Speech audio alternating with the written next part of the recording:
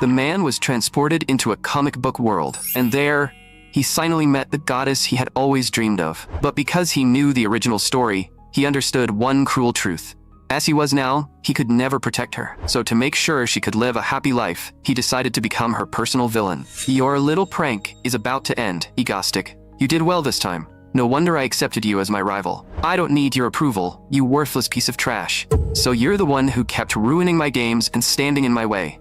Today might be the last time we ever play together, because you've grown up now, and you're no longer fit to play my games. So from now on, I won't appear in front of you again. Take care, Stardust. After saying that, he jumped straight off the rooftop. But, with a complicated look on her face, she chased after him, completely unable to understand what had just happened. To explain all of this, we have to go back several years. The man's name was Kim Dane. At first glance, this place looked like a normal modern city, but it was completely different from the world he used to live in. In this world, villains launched terrorist attacks almost every day, while superpowered heroes flew through the skies to stop them. He realized that he had been transported into the world of the superhero comic Stardust. So he decided that, in this new world, he would become a villain made only for her. His villain name was Egostic, and his current plan was simple. Hunt down villains. Using his knowledge of the original story from his past life, he would eliminate future threats while they were still weak, before they became powerful enough to cause disasters. Because he refused to watch those villains hurt his favorite hero, Stardust. And because he knew the plot, he had also awakened his own abilities in this world. Soon, he locked onto his first target. Egostic's first ability was teleportation. The instant he teleported beside the target, he activated his second ability. His second ability was telekinesis. With barely any effort, he took the villain down. That guy had just been looking over the blueprints of a department store. Just as expected, he was planning a terrorist attack. In the later part of the original story, he would grow into an S-rank villain. He would put on a rhino mask and become a monster who slaughtered hundreds of people. Then a voice came through Stardust's earpiece. The Hero Association has received a gunshot report.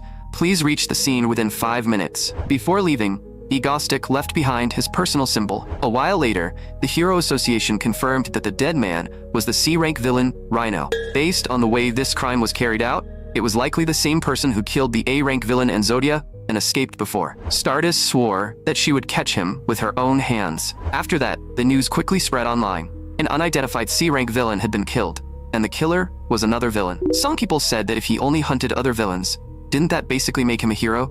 After all, even if villains were sent to prison, they would just escape again. Better to kill them outright. He was simply doing what heroes were too afraid to do. When Egostic saw those comments, he couldn't help complaining. What do I do now? What am I supposed to do? What have you been mumbling about?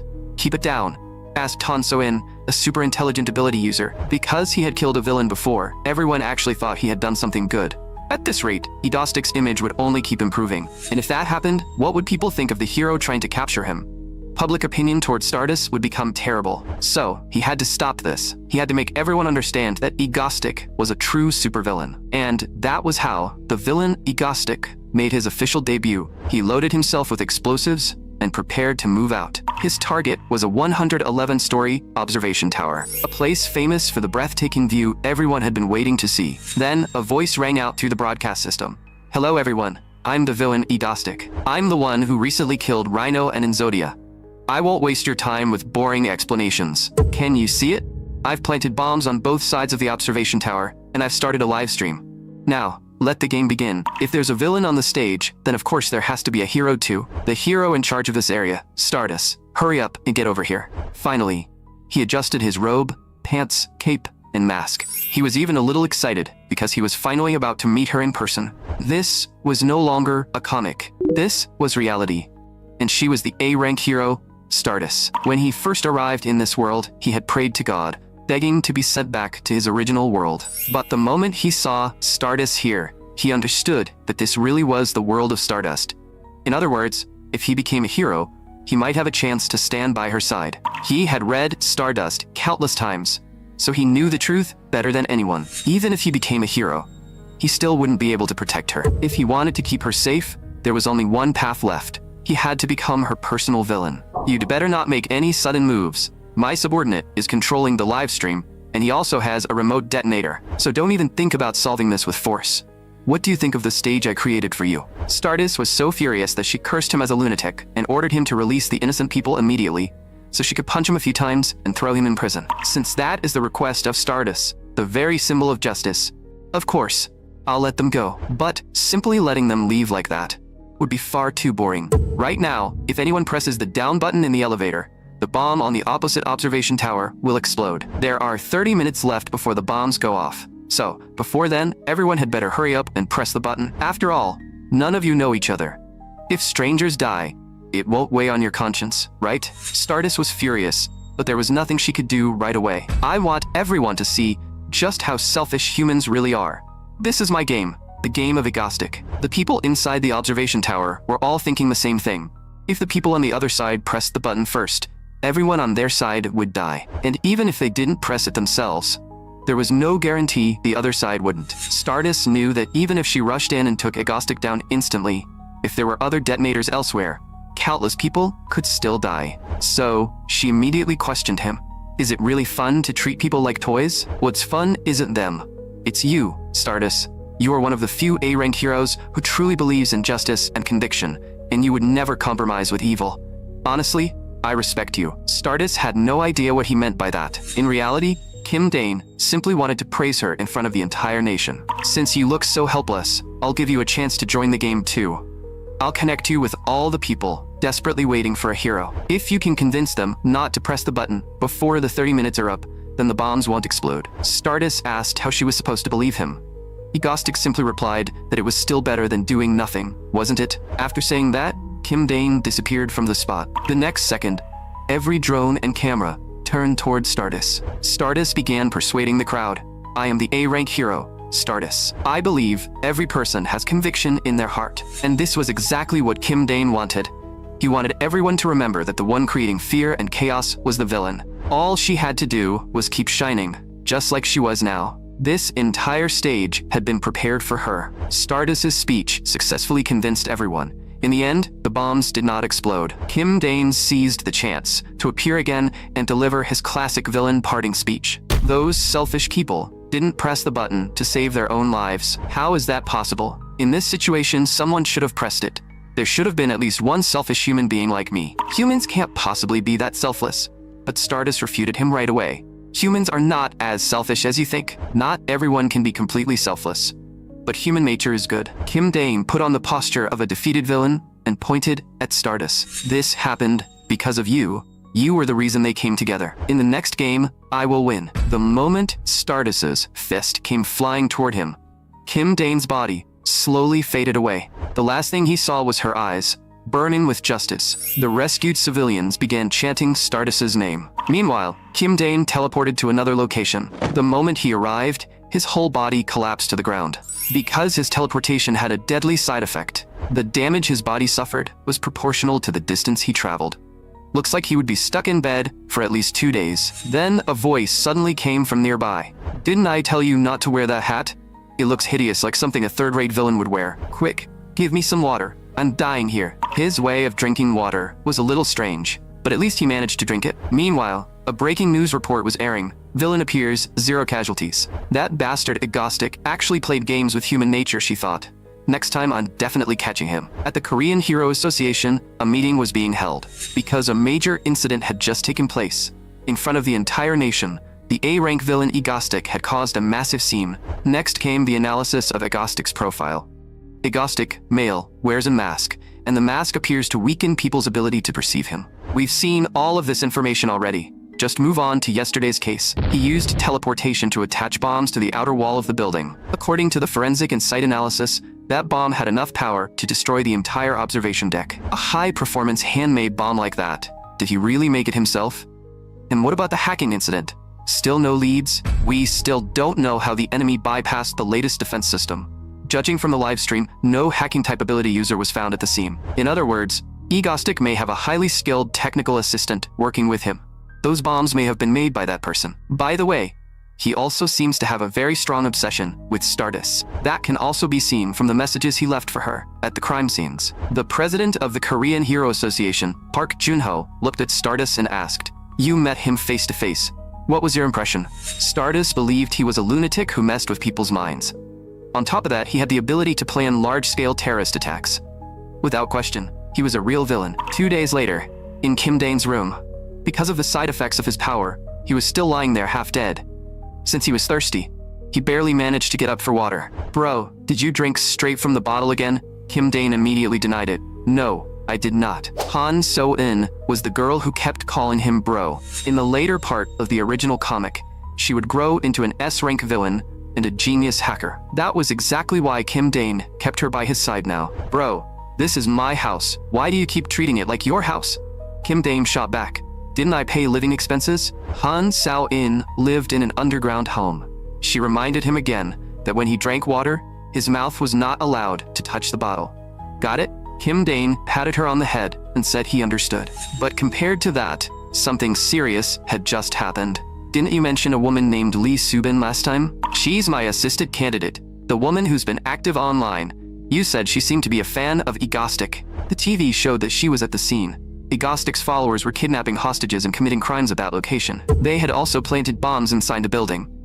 At first, Kim Dane thought that woman had been taken hostage, but the masked woman was Lee Subin herself. Egostic's followers refused to compromise and claimed they only wanted terror and death.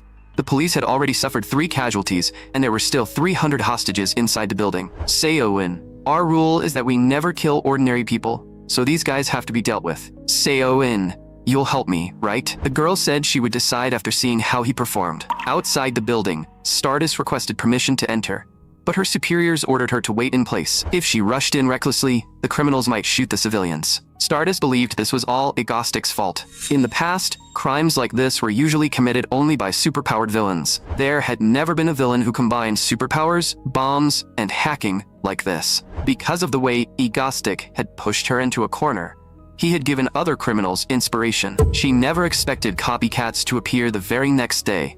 Then Stardust received a report. Egostic had appeared at the scene, and he was live streaming on YouTube. She opened her phone and immediately saw the footage. Egostic was live, walking into the building as if he owned the place. The masked people shouted excitedly, "Our hero, Lord Egostic, has arrived in person. He would personally kill these ignorant fools." Kim Dane's entire body was aching from the long-distance teleportation, and all of it was these people's fault. 3 o'clock. The guy standing beside the pillar has the detonator. Once he confirmed the target, he immediately activated his telekinesis and took him down. The masked criminals instantly realized something was wrong and shouted, "He's not Egostic, he's a hero's dog pretending to be Lord Egostic." Their guns were immediately pointed at them. "After all, I don't need stupid followers like you." Kim Dane used telekinesis to seize control of their guns. Then he took them down one by one. Viewers on YouTube were completely confused. Wasn't Egostic on their side? Why was he killing them? Stardust also received her orders and entered the scene immediately. Her mission was to secure the hostages from both the terrorists and Egostic. Soon, only one criminal remained. Then, a voice came through Kim Dane's earpiece. "Bro, don't kill that woman." After checking the situation, they confirmed that the woman had been dragged there by force and had not actually joined the crime. Thinking she was about to die, the woman finally broke down crying. Kim Dane tore off her mask, and she was none other than Lee Subin, the person they had been looking for. She kept crying and saying she knew she was wrong. Kim Dane looked at her and asked why she kept crying. Then he turned to the hostages trapped inside and apologized. "Although I didn't do this myself, this copycat crime happened because of me, so I believe I bear a great deal of responsibility." The viewers online could not believe what they were seeing. What kind of villain was this? "To every hostage here, and to everyone harmed by this incident, I will send compensation money to your accounts. Please remember to check. I also want to apologize again to the 3 victims who lost their lives. I will send the highest possible compensation to their families." Kim Dane knew very well that even if he used someone else's account to transfer the money, it could still be traced back. But at this point, he couldn't worry about that anymore. Soon would handle it. Just then, Soon's voice sounded in his ear. "Bro, bring that woman back with you." Kim Dane immediately lifted her onto his shoulder. Because of the exhaustion left by his earlier long-distance teleportation, his body was almost out of strength. Right then, with a loud boom, Stardust arrived at the scene. This time, she was determined to catch Egostic. She lunged at him immediately, but missed completely. Because Kim Dane's legs gave out, by the time she realized what had happened, he had already escaped with teleportation. Not long after, at a certain university, the news was buzzing about how the villain had actually compensated everyone for their losses. Netizens had even given Egostic a nickname, Mango Stick. College student Shin Haru was watching that news. She looked deeply troubled. Her senior, Kim Chae-hum, asked if she was having trouble with her assignment. "I'm fine, sis. It just spaced out for a moment. The A-rank hero, Stardust's real name, was Shin Haru. When acting as a hero, she used a perception filtering device to hide her identity, so no one knew that Stardust was actually an ordinary college student. Of course, Shin Haru herself was anything but ordinary, and right now, she had one major problem. Egoistic. That selfish Egoistic had clearly said before that all humans were selfish. Then why did he rescue those hostages? Kim Chae-hun pinched her cheeks and said she was making that dead-looking face again. Stop thinking about it. Let's go get your favorite mango shaved ice. The moment she heard mango shaved ice, Shin Haru was genuinely tempted. But the next second, she immediately thought of mango stick Egoistic, and once again, her face twisted with frustration. Kim Chae-hun never expected that even mango could not save her this time. That damn Egoistic had completely infected her brain. She had to catch him and expose his real identity. But in the end, she still went to eat mango shaved ice. Meanwhile, on the other side, there was a very ordinary-looking house. After opening the front door and stepping inside, there was another entrance door right beside the room entrance. When the second door was opened, an elevator stood there with its doors already open. After entering the elevator and typing in the password, the doors closed automatically, and it descended dozens of floors underground. The place they arrived at was Egoistic's base, or as he called it, my base. Bro, why are you randomly naming someone else's house? Sion, why are we still drawing lines between your place and mine? Your home is my home, and my home is your home. Right as he was getting carried away, he moved his leg slightly. A sudden burst of pain made Kim Dane cry out on the spot. It was the side effect from his earlier teleportation. Seon shouted angrily, "Why are you acting like you're dying?" Teleporting with another person doubled the fatigue. That was Han So-eun, the super-intelligent ability user. Although that was not the reason Kim Dane had recruited her, he had to admit, her fatigue recovery capsules were unbelievably useful. Just then, Lee Subin came back from grocery shopping. She asked if they wanted snacks. Kim Dane froze and said, "Aren't you wanted? How are you still going outside?" She explained that she had covered her face with her bangs when she went out. Kim Dane replied that this only made her look even more suspicious. The moment Seol-eun heard the word snacks, she rushed over. Kim Dane could not help wondering if they had brought Lee Subin here just to make her run errands. He asked Seol-eun why she made him bring Subin back. Seol-eun said it was obviously because she wanted Subin to become their assistant. After all, before Subin actually committed any real crime, they could still consider taking her in. Kim Dane strongly opposed keeping a terrorist beside them. Who knew if she might start shooting inside the house? But in reality, Subin had never planned to join the terrorist attack. She had been dragged there half by force by his so-called followers. "Your name is Lee Subin, right? I know everything about you. Your parents were researchers at Hanin Group, weren't they?" Lee Subin was shocked and asked how she knew that. Seon answered that she had read what Subin posted on the dark web. "Sis, you want revenge too, don't you? You said you wanted an eye for an eye, to make those people suffer what your parents suffered. We have also been looking for the leaders of Hanin Group recently, because we were victims too. Only after we find those people and crush every last one of them, can this hatred finally be settled. So, sis, will you help me?" Kim Dane finally understood.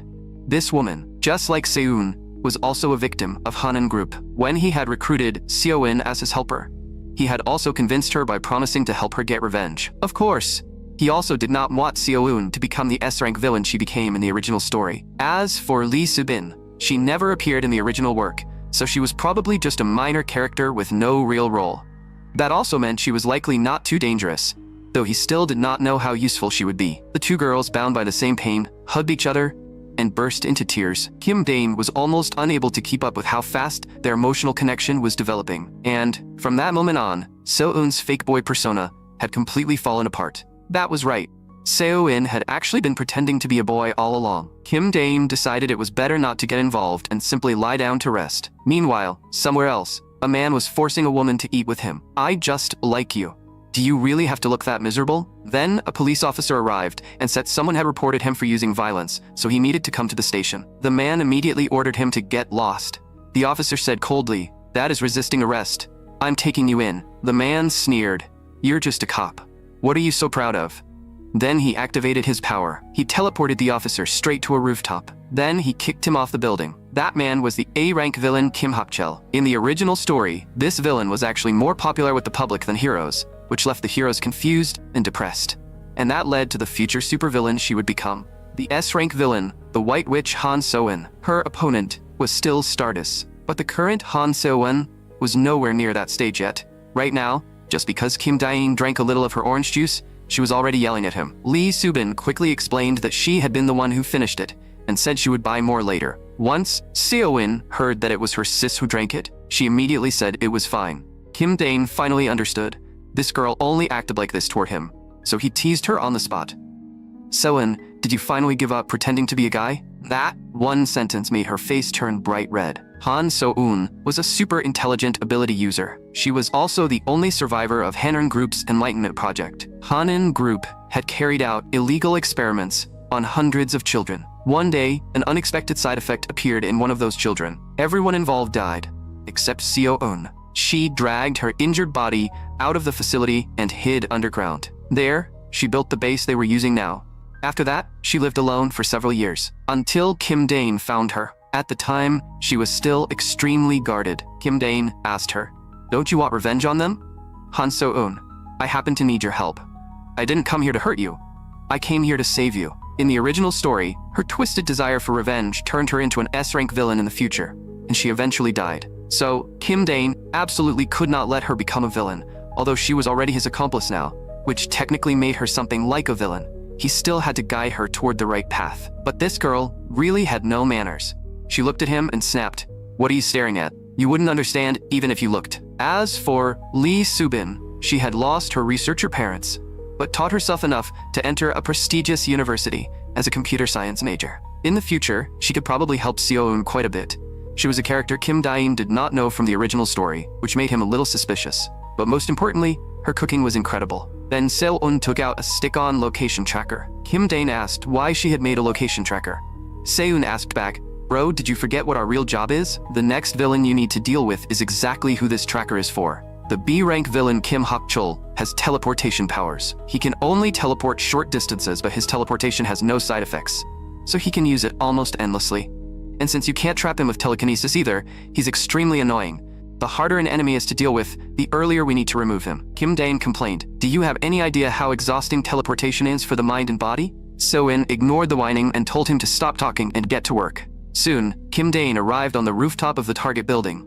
So-eun urged him to go in quickly. But Kim Dae-in worried about what would happen if the guy happened to be in the living room. So-eun impatiently explained that she had already told him several times. Even if the guy used teleportation to dodge the bullets, the tracker would still attach to him, because the tracker fired faster than a bullet. "You're a liberal arts guy, so you wouldn't understand anyway. Stop wasting time and get in there." Kim Dae-in asked if it would not be better to just kill him on the street. Seo-eun snapped that this guy teleported every time and never showed himself on the street. This was a plan she had made after investigating him in advance, so he should stop being annoying. Lee Soo-bin cheered for Ego Stick from the side. Seeing that, So-eun awkwardly added a small good luck. Kim Dae-in teleported straight into the home of the A-rank villain Kim Hak-chul. He happened to see the man drying his hair. Kim Dae-in immediately fired 2 shots. Kim Hak-chul instantly used teleportation. Kim Dae-in immediately asked So-eun if the tracker had attached. Lee Soo-bin, who was checking the map, reported his position. He is 500 meters east. Kim Dae-in teleported after him and somehow ended up on a public street. People around him started murmuring, "Isn't that a Gostic?" Kim Dae-in realized he was in trouble. This was not part of the plan at all. Someone had already started live streaming, saying a Gostic had appeared downtown. At the same time, at a certain university, Shin Haru immediately received the news that Gostic had appeared in the city. "Hero Stardust, please report to the association and prepare to deploy." She immediately slapped the desk and stood up. Then she remembered she was still in class and quickly apologized. But in the end, she still left the classroom. She needed to know what kind of scheme Agostic was planning this time. Seo-in told Kim Dae-in to look at the crosswalk at the intersection ahead. It seemed the target had really been shot. Without thinking, Kim Dae-in teleported over, ready to finish him. Right then, a truck suddenly came crashing toward him. This was Kim Hak-chul's plan. He wanted the vehicle to run over whoever had attacked him. But Kim Dae-in, who also had teleportation, easily dodged the truck. Kim Hak-chul had not expected the rare chance he had created to fail, so he used teleportation again and escaped. He arrived on the rooftop of a building and finally realized that the attacker was Gostic. That meant the 2 villains Gostic had killed before probably had not died because of some personal grudge, but none of that mattered to him. Then a voice rang out, "A-rank villain teleport, go to hell." The crowd finally began to wonder, if Agostic really only killed villains. Kim Hak-chol used teleportation again to flee. The two of them continued the chase, with Kim Hak-chol teleporting away again and again. He even grabbed a random passerby and threw him behind him. Kim Dane caught the person gracefully. Because Kim Hak-chol had already been wounded by the gunshots, he eventually collapsed. Kim Dane looked down at him and said, "Villain teleport, you know the crimes you committed, don't you? You stole tens of billions in assets and caused the deaths of 4 innocent people." Then Kim Dane turned to the crowd watching nearby and asked, "Do you want him to live?" Everyone immediately shouted, "Kill him, kill him, kill him." Kim Hak-chol cursed them furiously. "You bastards. When you say things like that, how are you any different from me?" Kim Dane knew very well that this man would become an S-rank villain in the future and cause hundreds of deaths. Most importantly, he had also hurt Stardust. So Kim Dane fired several final shots and killed Kim Hak-chol. But what felt deeply wrong was that the crowd started cheering instead of running away. That was not normal. Aside from the existence of superpowered people, this world was actually very similar to his original one. But every time something like this happened, Kim Dane was reminded that this world was still different from his old one. He really could not get used to its people, so he raised his gun and aimed it at the crowd. "I'm a villain. Aren't you afraid of me?" Then a voice called out, "Agostic." It was Stardust. She had arrived. Kim Dane knew that causing more trouble here would be too conspicuous. In daily life, Stardust was a slightly cold, ordinary college student, but every time she transformed into a hero, she spoke in that awkward, old-fashioned heroic tone, and it was honestly too cute. "Agostic, what exactly have you done?" Kim Dane answered, "You ask what I've done? I simply dealt with the A-rank bank robber teleport and did what heroes should have done." For a moment, Stardust could not find the words to respond. If he was an A-rank villain, then heroes had the authority to execute him, didn't they? But, Agostic, are you a hero? Kim Dane immediately realized this was the perfect chance to win public support for Stardust, especially with so many people filming. So he said, "As expected of Stardust, a villain like me privately punishing criminals is of course illegal. I truly admire your unwavering sense of justice. For today, I'll be taking my leave." The people around them began talking. Do only heroes have the right to catch bad guys? Stardust seemed to arrive only after everything was already over. With her abilities, she could never have caught a teleporting villain. Honestly, what did Agostic even do wrong? Kim Dane felt more and more like the script was going completely off track. Sewon also urged him through the earpiece, "Bro, stop rambling and get back here already." With no time left, Kim Dane could only awkwardly tell Stardust, "I'm not saying what I did was right. I will continue doing evil like a villain. So Stardust, you must stop me." After saying that, he left with teleportation. The crowd that had gathered to watch also slowly dispersed. Only Stardust remained there. Her expression strangely complicated. Kim Dane teleported back home, and Sewon immediately shouted for Lee Subin to come help. She told Subin that this was a side effect of teleportation. It took both of them working together just to drag Kim Dane. Meanwhile, an online forum even started a poll. Compared to the stiff and old-fashioned Stardust, people seem to prefer the real man, Mango Stick. The number of votes supporting Agostic completely crushed Stardust. When Stardust saw those comments, her expression became even more complicated, and no one knew what she was thinking. That year, Shinharu was only 17. Someone murdered her parents. Because the killer had run out of time, he left the scene early. And because of that, she barely survived. It was also that night that she awakened the power of Stardust. Not long after, at Sewon's base, Kim Dane finally woke up. Sewon told him to eat while listening to the news. The news, of course, was about the A-rank villain, Agostic. He had taken down the A-rank villain Rhino and the S-rank villain Inzodia. He had made the boring lives of Korean citizens more exciting, and the observation tower incident had ended with 0 casualties. He had also suppressed the terrorist attack caused by his followers and even paid compensation to the hostages. Then he took down the A-rank villain Teleport, who was officially recognized by the Hero Association as one of the hardest villains to catch. Now, people were saying that Agostic did not seem like a villain at all. One related post even had 7,842 upvotes and only 12 downvotes. Some people believed Agostic was far stronger than Stardust, and that Stardust had not really done anything. After all, Agostic had already caught 3 or more villains. Meanwhile, Stardust, as one of the 3 A-rank heroes, did not seem to have any major achievements.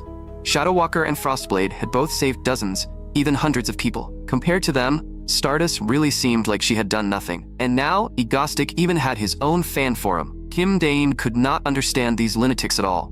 Why would anyone create a fan forum for a villain? He could not let this continue.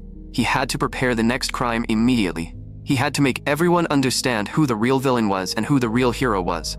More importantly, he had to make Stardust's popularity skyrocket. At that moment, Shinharu was still eating mango-shaved ice. But in her mind, she kept hearing the criticism people had thrown at her. Did Stardust only show up after everything was already over?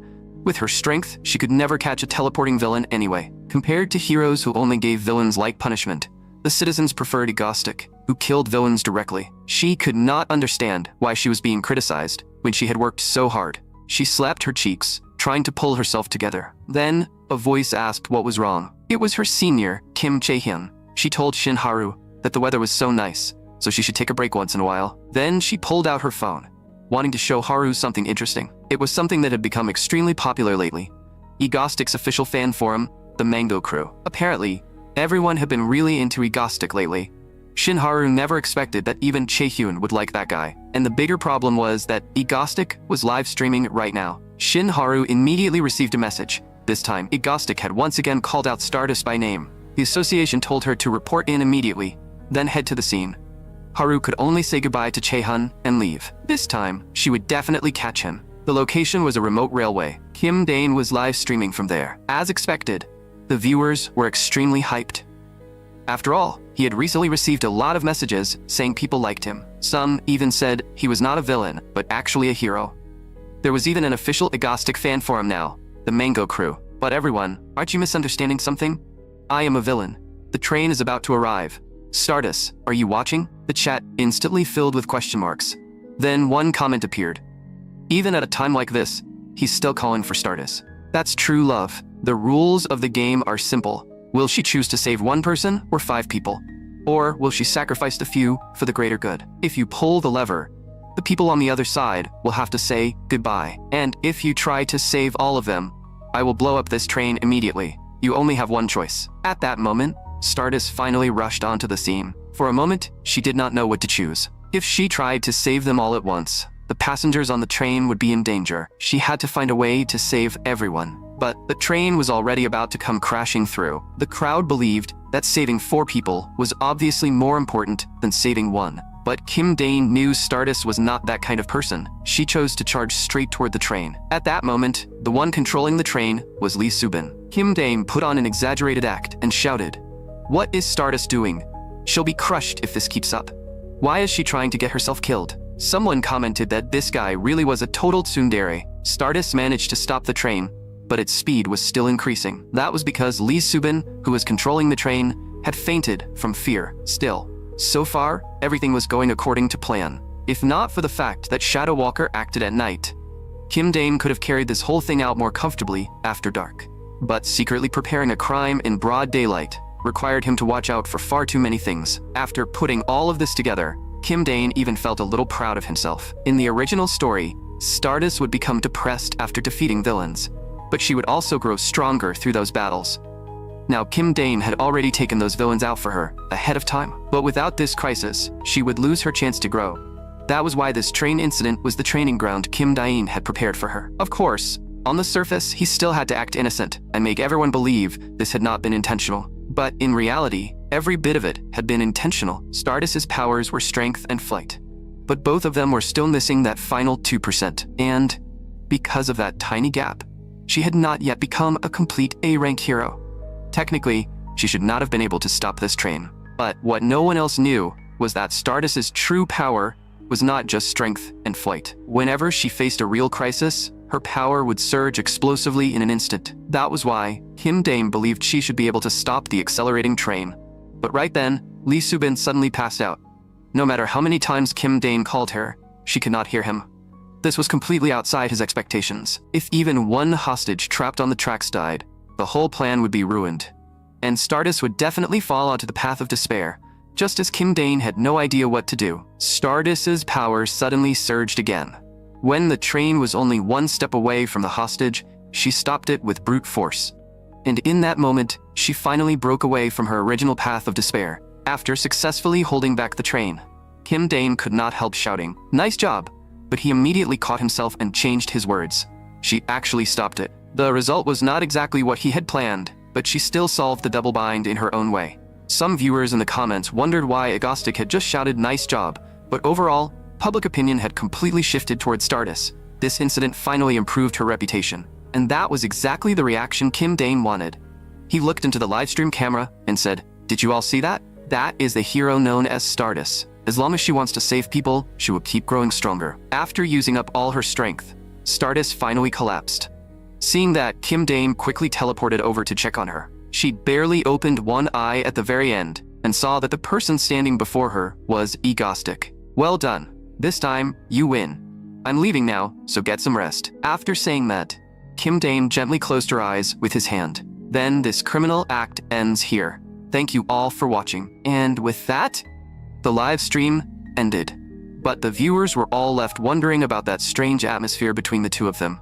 The next morning, Soeun started yelling for him to wake up. She complained that he had only carried out one criminal attack, so why did he look this worn out? Even so, she still cooked 3 bowls of instant noodles and brought them over. Lee Subin could hardly believe that Soeun had made them herself. Kim Dane patted Soeun on the head and thanked her with a smile. After the 3 of them finished eating the noodles, they prepared to check the news. They wanted to see how the media would report yesterday's glorious achievement. Kim Dane believed his villain image had definitely been established this time. While Stardust's popularity must have skyrocketed too, it was the perfect 2 birds with 1 stone. But the moment Soeun saw the headline, she burst out laughing. The next news story actually said that Stardust and Agostic were rumored to be dating. The report continued, saying that yesterday morning, after the A-rank hero Stardust stopped the train, everyone should look at this photo. From the picture alone, the relationship between this villain and this hero looked exactly like a couple. Shin Haru happened to see that news as well. She was so furious that she crushed the cup in her hand, completely unable to understand what these people were even talking about. The broadcast continued. Korea's most popular villain, Agostic, and the rising star hero Stardust were rumored to be in a passionate relationship. As for why rumors of their romance had spread, please take a look at this reference photo. In the picture, Stardust's name was written on the bomb, and the key point was that it was not just her name. It said the bomb was a gift for Stardust. Next, look at this scene. Look at Mangostick's gentle eyes. Do you all see that? If that is not love, then what is? After Mangostick gently touched her, Stardust closed her eyes and finally fell asleep in peace. If that does not count as dating, then what exactly does? At school, Shin Haru was still watching the video. She could only wonder if everyone had lost their minds. How could they possibly say she was in love with a lunatic villain like him? That would never happen. Absolutely never. And yet for some reason, hatred and disgust kept boiling up inside her. But mixed in with those feelings, there seemed to be something strange that even she could not explain. Just then, Kim Chae-hyun came over to her. "Haru, today we're going to heal that poor soul of yours, the one your assignments have completely destroyed. Let's go have some fun." Meanwhile, inside Seon's secret base, Han So-eun was rolling around on the floor, yelling that she wanted to go out and have fun. After all, they had already carried out 2 criminal operations. Kim Dane agreed to let her go out. So-eun immediately sprang up from the floor and cheered. After all, in the original story, that man was clearly a supervillain, yet he had still made the female hero show an expression like that. 3 years ago, at the Hero Association. At the time, the association was introducing a piece of equipment that was essential for every hero. It was called the perception filtering device, commonly known simply as the filter. Once a hero entered the device, a filtering layer would form over their face. When ordinary people saw them, it would create an effect similar to face blindness. But if a hero exposed their real face directly to someone who knew them, the filter would stop working. Everyone present knew exactly how dangerous it was for a hero's real identity to be exposed. It would not just destroy their career, their entire life could be ruined. So this was something they had to remember. And right now, Crocodile Man had appeared and was causing destruction everywhere. Shin Haru had no time to go back to headquarters and apply the filter, but she believed that a hero should not run away in a situation like this. So she prepared to stop hiding her true identity and directly take down Crocodile Man. Just then, someone shouted, "It's Agostic! Agostic is here!" Shin Haru heard that voice, too. The true great villain of this era, the public enemy of Korea, was none other than me, Agostic. Kim Dane knew that in the original story, Stardust had suffered greatly after her identity was exposed. For a hero, an ordinary daily life was extremely important, so he immediately provoked Crocodile Man. "You're nothing but trash." Crocodile Man recognized him too. The man in front of him was Egostic, the villain who had been acting all lovey-dovey with Stardust. The live stream comments immediately pointed out that Stardust's obsessed fan, Crocodile Man, had arrived. Crocodile Man climbed along the wall at high speed. Then, he leaped onto the rooftop and charged straight at Kim Dane. Kim Dane teleported once and appeared directly above his head. "You know my name, but you don't know I can teleport," he said, tapping Crocodile Man on the head. Crocodile Man tried to strike back, but he could not even touch him. He roared at Egostic to fight him fair and square. Kim Dane asked back, "I'm the villain Egostic. Why would I fight fair and square?" Still, he remembered that he did need to explain why Egostic had appeared here. If he left it alone, everyone would definitely misunderstand again and say he had shown up specifically for Stardust. So, he looked at Crocodile Man and asked, "Crocodile, let me ask you something. Why did you suddenly launch this attack?" Crocodile Man answered, "My target is Stardust, so attacking you is only natural. You seem very interested in Stardust too, which makes you my enemy." Kim Dane could not understand what kind of insane logic this was, but the comments were already going wild. Even this stupid villain knows Mango Stick likes Stardust. He doesn't know Egostic can teleport, but he knows Egostic likes Stardust. Two men are fighting over one woman. Crocodile Man pointed at Egostic and roared, "You were the one who said you were going to kill me first." Kim Dane denied it immediately. When did I ever say that? But even the comments were reminding him that he had definitely said it. "A crocodile causing trouble on my turf? You're dead today." "Wasn't that exactly what you said?" Kim Dane panicked on the spot. That was not what he had been asking about. Why had this crocodile suddenly become so good at arguing? Worse, the comments were all saying the crocodile was right. Seeing Egostic still playing dumb, Crocodile Man let out a furious roar, and a fireball began forming inside his mouth. Kim Dane immediately realized what it was. Was this Crocodile Man's special move? That kind of attack still would not be able to touch him. But if it even grazed him, he could die on the spot. So Kim Dane brought out the weapons he had prepared in advance. Dozens of guns. He activated telekinesis and fired all of them at once. But after the smoke cleared, Crocodile Man's body was completely unharmed. "You thought a few bullets could hurt me?" But Kim Dane only smirked, because this was exactly what he wanted. He needed the enemy to let his guard down. The next second, he threw away the mask on his face. At the same time, he pulled out the gas mask he had prepared beforehand. Then, he threw a spherical bomb at Crocodile Man. The bomb landed perfectly inside Crocodile Man's mouth. With a thunderous boom, it exploded. In the original story, that tough hide had caused Stardust plenty of trouble. How could Kim Dane possibly not prepare for it? The comments immediately exploded. Everyone was saying the association should just appoint Mango Stick as a hero already. After doing all that, he was still calling himself a villain? But because he had used too much power just now, Kim Dane's body was almost at its limit. He had planned to use telekinesis to put the weapons away again, but his stamina was completely drained. Even raising his phone had become difficult. So he hurriedly explained to the livestream that he had only come here because he hated that crocodile guy. There was no way he had defeated a villain for Stardust, and definitely not for Justice. The comments immediately teased him, saying that made perfect sense. Just then, Stardust finally arrived, after changing into her gear. Looking at the fallen Crocodile Man, she asked, "Did you defeat him?"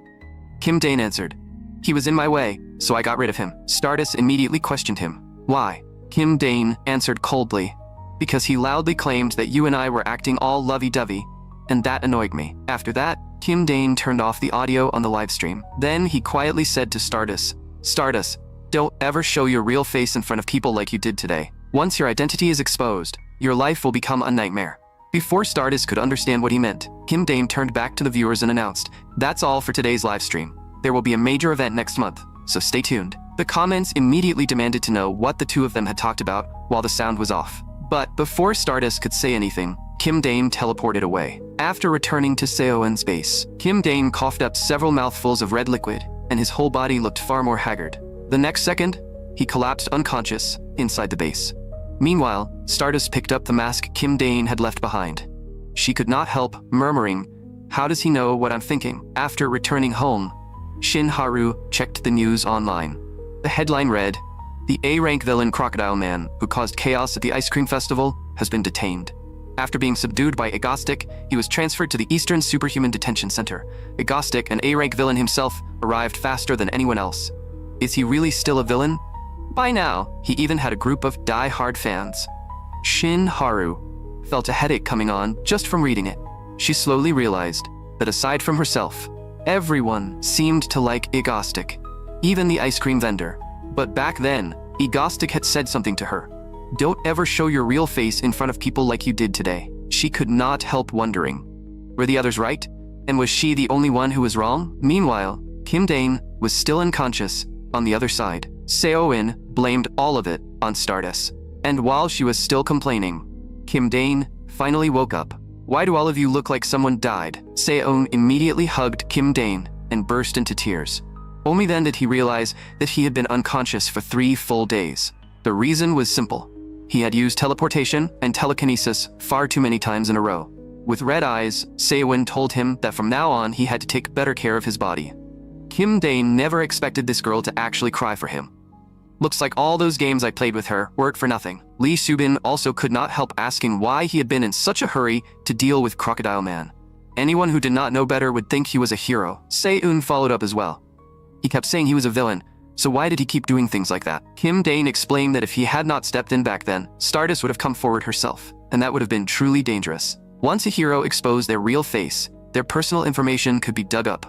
Then every villain who hated her, and every criminal who wanted heroes dead, would come after her. Seo-in asked back, and what does that have to do with us? Kim Dane told her that the world they lived in had been built on an asymmetrical structure from the start. Because good and evil were never balanced, most superhumans did not choose to become heroes. They became villains instead. After all, heroes earned little, got targeted constantly, and were bullied by villains all the time. Of course, many people would choose the easier life of a villain.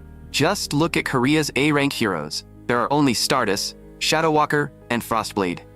But A-rank villains? There are too many to count. After hearing that, Seo-in could not help teasing him. So bro, are you going to kill villains in place of the heroes? Isn't that just a dark hero? Then she asked again, but what does that have to do with us? Kim Dane quickly explained that it had not gone that far. He was simply worried about Korea's future. Seo-in narrowed her eyes and asked, bro, do you have feelings for that Stardust? Don't tell me this is because you like that woman. Kim Dane immediately corrected her. Seo-in, don't call her that woman. Be civilized. The atmosphere instantly became tense. Lee Subin hurriedly stepped in to smooth things over. Seo-in, didn't you say there was something you wanted to discuss with everyone? Seo-in finally remembered. Right, summer is almost here, so let's go on a trip. Kim Dane said going on a trip was fine, but before that, they had to carry out one more criminal operation to lower everyone's favor toward him and raise Stardust's strength. After all, there was no guarantee another guy like Crocodile Man would not appear again. If Stardust had fought Crocodile Man directly back then, she definitely would have had a brutal battle. Seo-in grumbled, so are we actually going on the trip or not? After that, the two of them made a pinky promise.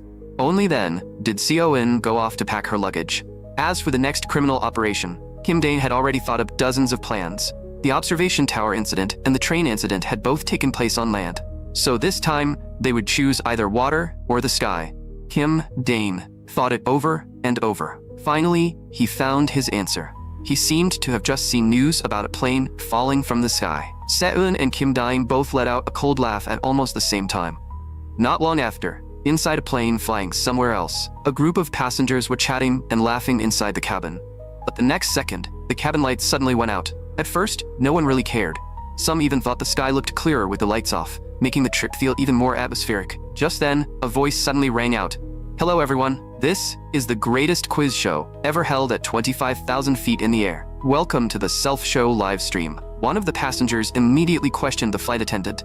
What is going on? The voice over the broadcast continued. There's a bomb installed on the plane you are currently on. The moment they heard that, the entire cabin instantly fell into chaos. Now then, let the game begin. Meanwhile, at the Korean Hero Association, Stardust had also received news of the hijacking. The president told her that even if she went there now, there was no guarantee she could stop it. Stardust slammed the table in anger. Is that really something the president should be saying? I'm heading there right now. The president explained, I never said you couldn't go. Then, a lazy voice came from nearby. Daytime really is exhausting. The person who arrived was the A-rank hero Kim Jae-sun, also known as Shadow Walker. He told the president that once he reached the airport, he would have to get some sleep first, and in his current state, he could not fight anyway. The president reminded them not to push themselves too hard. After all, they could not save everyone. A flash of light passed, and the two of them instantly arrived at the airport. But the moment they got there, they saw something shocking. How are we supposed to stop that? Because a plane wrapped in flames was plunging straight down from the sky. And for Kim Dane, as the personal villain of a superhero, helping that hero grow was also an extremely important event. Many years ago, during the debut battle of a certain hero, a group of villains had gathered in one place. Among them was even an S-rank villain, Thousand Needles, and the one who arrived there alone was none other than the A-rank hero, Shadow Walker. His ability allowed him to transform into an unidentified liquid at night. Not only was he incredibly fast, but his attacks were powerful as well. At night, he was practically invincible. But once daytime came, he became a half-dead piece of trash. On Egostic's side, he already knew that Stardust had arrived. So he announced, "Next up is the final round of questions everyone has been waiting for." 30 minutes earlier, the quiz show on the plane had officially begun. He first explained the rules. Everyone turn on your phones and turn off airplane mode. You should have all received a text message. There are 10 questions in total. If anyone answers all of them correctly, the bomb will be disarmed immediately. But if no one gets them all right, then you are out. Please send the correct answers to this number. From now on, no peeking at anyone else's answers. If you make a sound, you're out immediately. The first question was actually this: how many people could fit on a Titanic lifeboat? The woman who peeked just now was immediately eliminated because she made a sound. The middle-aged man beside her was eliminated as well. The spectators in the comments were stunned, saying this was terrifying. Who was the one who called Egostic a hero again? The answer to the first question was revealed. It was 9 people. As for why, because 9 sounds like save, a literal lifeboat. Seo-eun could tell that Kim Dae-in really did enjoy this kind of twisted game. As time continued to pass, more and more people failed. The contest finally reached the last question, with only one person remaining. And Stardust was about to arrive at the scene. Egostic announced, "Before the highly anticipated final round begins, let's interview you first. One sentence from you can decide everyone's lives. Mr. Kim Duk-bae from Bangbae-dong, you are the final contestant. How do you feel right now?" Kim Duk-bae answered with a serious face. "I truly feel a heady sense of responsibility." But Egostic had already said earlier that no one was allowed to make a sound. So, all of you have failed. The plane is going down. This stage was now ready. And finally, it was time for the hero to appear. Stardust was completely stunned when she saw the scene. She immediately asked the president what she should do. But the president replied, "What else can you do? Give up. I'm busy writing a statement of condemnation right now. The president is calling again, so I'm hanging up." Last time, she had barely managed to stop a speeding train. But in this situation, what was she supposed to do? She thought back to the night her parents died. The night she decided to take revenge. At this moment, just like back then, it felt as if no one could be saved. Just then, a voice suddenly came through her earpiece. Meanwhile, on the other side, Kim Dane was still thinking that this criminal operation might be far too easy because it was being handled remotely. But Seo-eun quickly noticed something was wrong. Why is that Stardust person just sitting there without moving? The moment Kim Dane saw it, his expression changed. What is Stardust doing? Seo-eun, can you connect to Stardust's earpiece? Hurry, hurry, hurry, we're out of time. And so, a familiar voice suddenly sounded in Stardust's earpiece. "Hello, this is Egostic." Stardust immediately cursed, "You piece of trash." Kim Dane said, "Nothing special, I'm just curious. Why aren't you saving them? The plane is about to crash, so what are you doing sitting there?" Stardust shot back, "You're the one making the plane crash. Why are you telling me to stop it?" Kim Dane answered, "Then who else is going to stop it? If that hunk of metal comes down, the people inside will be crushed into nothing." Stardust gritted her teeth and asked, "Is this your plan? Are you trying to force me to die?" But Kim Dane told her firmly, "You can do it. So you should stand up, clench your fists, push off with your legs, fly into the sky, and save everyone. If it's you, you can definitely do it. Because that's who you are, Stardust."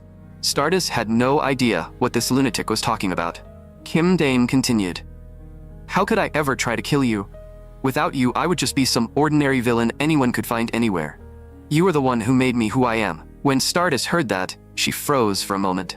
She still suspected Egostic might be trying to do something with this opportunity.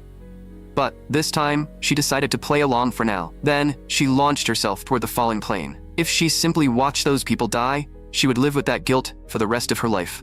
And Kim Dane believed she could do it, because clearly, that was who Stardust was. The final contestant, Kim Duk-bae, was breaking down, thinking he had killed everyone. If only he had focused a little harder at the end. But before long, everyone realized that the falling plane was slowing down, because Stardust was holding it up from below with sheer force. After that, under the flight attendant's guidance, all the passengers safely got off the plane. Only then did everyone realize that the one who had saved them was Stardust. A hero had protected them all. In the end, Stardust quietly murmured one name: Egostic. This plane crash incident shocked many countries. What kind of existence was the hero Stardust? Many countries had no choice but to admit that when it came to heroes, Korea was genuinely strong. In fact, the combined heroes of some countries might not even be able to defeat Korea. The morning news also reported that yesterday afternoon, the A-rank villain Egostic remotely seized control of a plane and caused it to crash. But by some miracle, every passenger on board was rescued safely. The one who stopped the fallen plane was none other than the hero Korea was proud of, Stardust. Many experts had originally predicted that with her abilities, there was no way she could stop the situation, especially because the plane had been falling far too fast. Of course, Shinharu saw the news as well. Just then, her phone rang. The voice on the other end said, "Come on, the association president even gave you a day off. Come see the ocean and relax a little." Shinharu had not gone out for fun in a long time, so she happily agreed and said they should leave tomorrow and that they should invite Kim Ja-san too. But then she remembered what Egostic had said to her. "You can definitely do it, because that's who you are." Shinharu knew that no one had ever believed in her like that before. And yet he was nothing more than a villain. So why had he told her to save the plane? If he knew she could stop it and save everyone on board, then why did he make the plane fall in the first place? "Without you, I would just be some ordinary villain anyone could find anywhere. You are the one who made me who I am." There were still far too many questions surrounding Egostic, but for some reason, Shinharu felt that there had to be another purpose behind his actions. So she decided to investigate his movements during this period. Just then, she received another call from the Hero Association. The person on the phone informed her that her ability values needed to be measured again.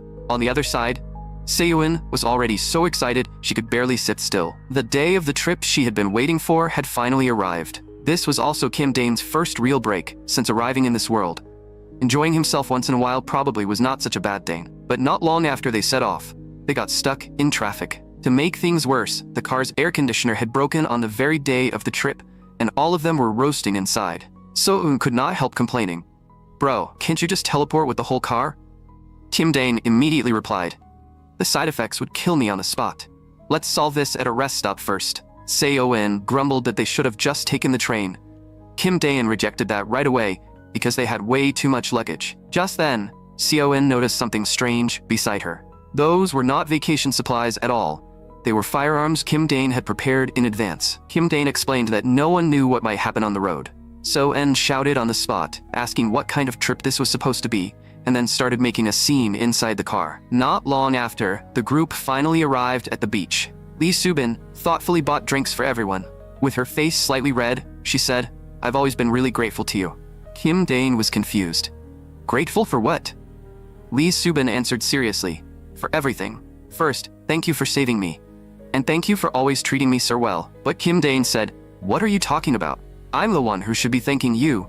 You handle the housework, and most importantly, your cooking is amazing." After hearing that, Lee Subin said softly, "Hearing you say that really makes me happy." But Kim Dane could not shake the feeling that this atmosphere was just like a death flag in a comic.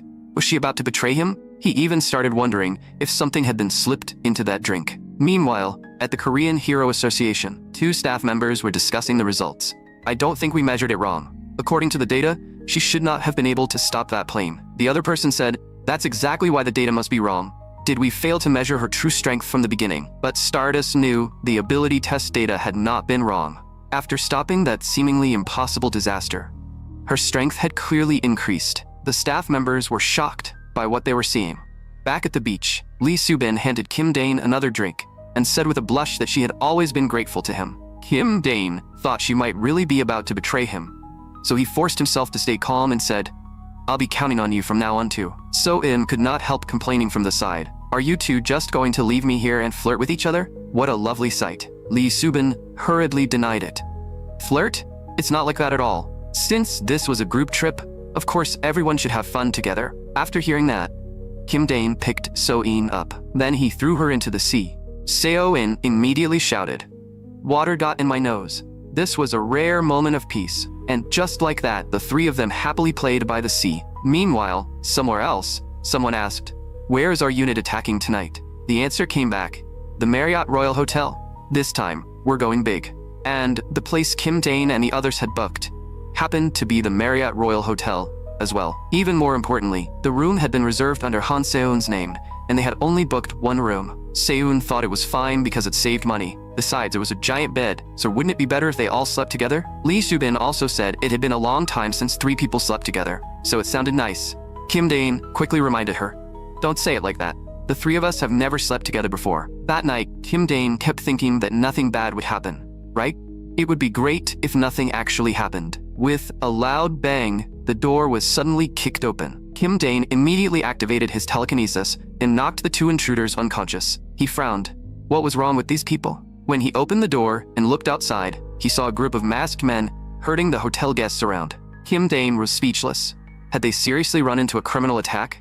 How were they this unlucky every time they went on a trip? Even more ridiculous, how did these people dare to commit a crime at night, right under Shadow Walker's nose? He opened his phone and found out that the A-rank hero, Shadow Walker, had apparently been found unconscious in Incheon. So-eun, woken up by the noise, asked what had happened.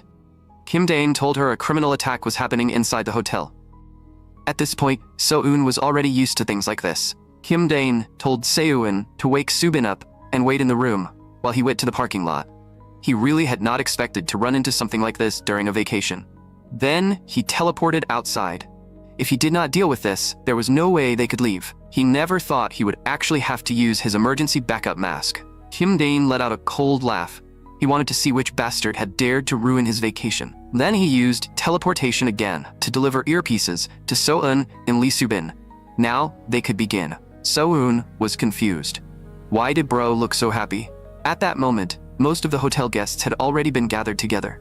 The leader of the group was the A-rank villain, Monkey Wrench. He ordered his men to contact the Hero Association immediately, saying they had hundreds of hostages. If the money was not transferred right away, he would slaughter every last hostage. Just then, a voice suddenly rang out. This boring little terrorist act ends here. Kim Dane activated telekinesis. In an instant, he seized the weapons from the goons and took them all down. The hostages panicked at the sight. But that one move had also used up the telekinesis he had stored for several months. Right after that, he launched another attack at Monkey Wrench. But Monkey Wrench dodged it. Kim Dane mocked him coldly. So, this is the kind of trash mob you use to commit crimes. Monkey Wrench was so furious that he pulled out his weapon. With a bang, the bullet struck Kim Dane in the abdomen. Kim Dane forced himself to speak. "You only had 1 bullet? Is that all you've got?" In reality, the situation was already extremely dangerous. If he moved carelessly now, he would probably bleed out and die on the spot. His instincts were screaming at him to run immediately. Monkey Wrench had originally planned to take advantage of Shadow Walker's absence, grab a quick fortune, and escape. But he soon guessed that the man in front of him was Egostic. Was he also on Egostic's list of villains to kill? Was that why Egostic had been hiding here? Kim Dane noticed his hesitation and said, "Monkey Wrench, you look nervous. I'll give you a chance to run." Monkey Wrench angrily demanded. "What kind of scheme are you plotting?" Kim Dane asked back. "Scheme? Is that the only thing your brain can think about? You've completely ruined my vacation. So you'd better stop annoying me and get lost while I'm still kind enough to warn you." But inside, he was desperately praying. Stop thinking and leave already. He was so dizzy that he could barely keep his eyes open. Monkey Wrench finally reached a conclusion. This was his chance. As long as he survived, he could always rise again. One day, he, Monkey Wrench, would become the king of Korea. He could not die in a place like this. The next second, he turned into a streak of light and shot out of the hotel. Just then, a fist suddenly swung toward Monkey Wrench. With a single punch, he was sent flying right back. The person who arrived was, of course, Stardust. She said coldly, "You're surrounded. Drop your weapons and surrender, Monkey Wrench gang." But when she finally looked around, she realized that all of them were already lying on the ground. Right after that, the A-rank hero Frostblade also arrived. Looking at the mess, he could not help commenting, "Impressive. You spread one fake news story about Shadow Walker passing out, and then you actually came out to commit a crime?" Then the A-rank hero Shadow Walker arrived as well. But the next second, all of their eyes landed on Kim Dane, who could barely move. Kim Dane could not understand why these people had all come from this direction. Stardust asked cautiously, "Who are you? Are you the one who suppressed this criminal attack?" Kim Dane knew that if he lost focus for even a moment, he might actually die here. Fortunately, they did not seem to know he was Egostic yet. For now, he just had to stall until his body recovered enough to teleport twice. So he forced himself to act calm and said, "Who am I, you ask? I'm an S-rank hero who secretly operates in Korea while hiding my identity." The moment they heard that, the three A-rank heroes clearly did not believe a single word. Frostblade frowned. "The association has no records of any S-rank hero. What nonsense are you talking about? Who are you really?" Kim Dane immediately shot back. "A-rank hero Stardust. Do you not understand what secret operations mean?" Then he looked toward Frostblade and Shadow Walker. "I'm a hero who was active in the generation before yours." In his earpiece, Lee Subin and Soeun had no idea what Kim Dane was trying to do. But Kim Dane kept putting on an act. "When you meet a senior, aren't you supposed to greet him first? How rude." Stardust stared at him with an unconvinced expression. Kim Dane looked at her face and continued. "Judging from that expression, you clearly don't understand what I just meant. Fine, then I'll tell you. Listen carefully. I am a hero." Just then, he happened to notice a child nearby with pineapple and mango patterns. So Kim Dane forced himself to say, "I am the hero, Apple Mango." The crowd nearby immediately started muttering about how lame that name was. At that moment, Frostblade also checked with the president, and the association really did not know anyone named Apple Mango. Frostblade pressed him again. "There is no hero with that name.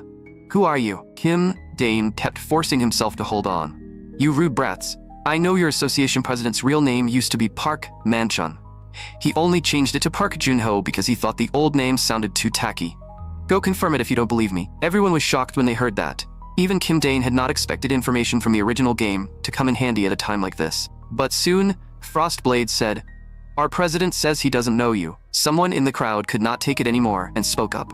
"Heroes, that masked guy took down all the criminals here. Does it really matter that much who he is?" Kim Dane was so moved he almost cried. "Sir, you are amazing.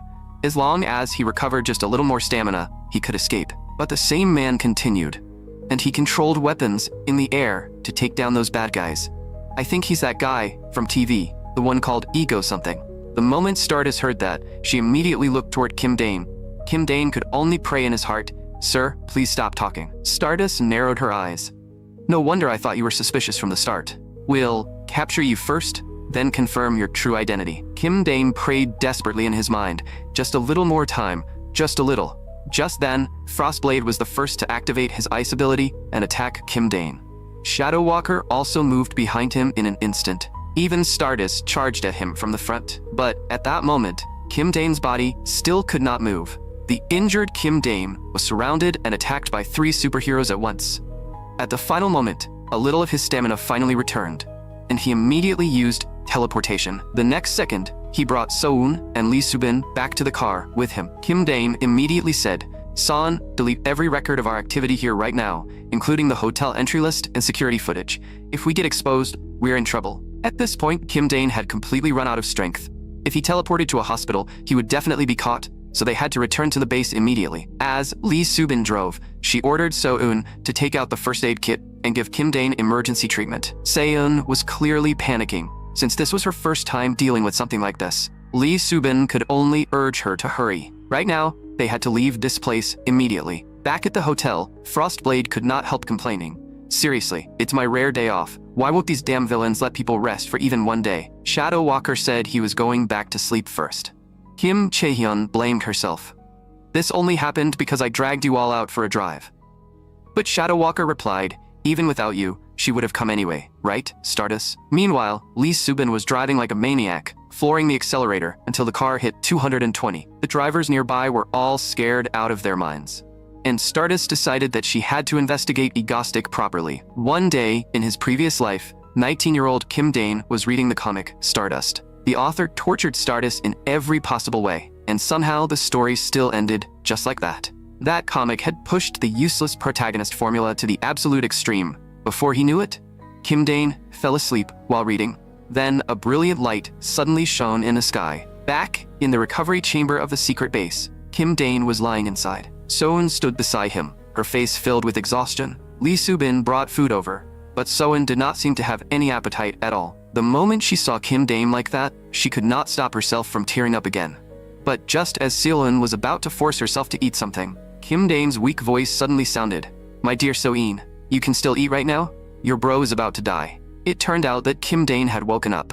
Soeun immediately burst into tears. After that, the two of them went to another round of tiny angry punches and complaints. Meanwhile, the internet began debating whether a criminal operation with no casualties could really be called a crime.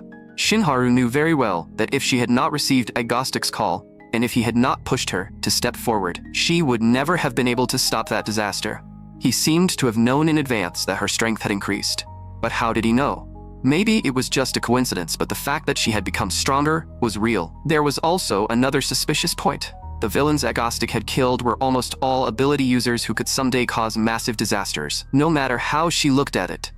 Agostic was not a hero. But he was not a simple villain either. He was definitely playing a much bigger game.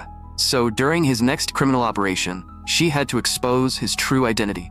If that was the case, what was the real purpose behind Agostic's terrorist acts? And he even knew that Hero Association President Park Junho's real name was Park Manchun.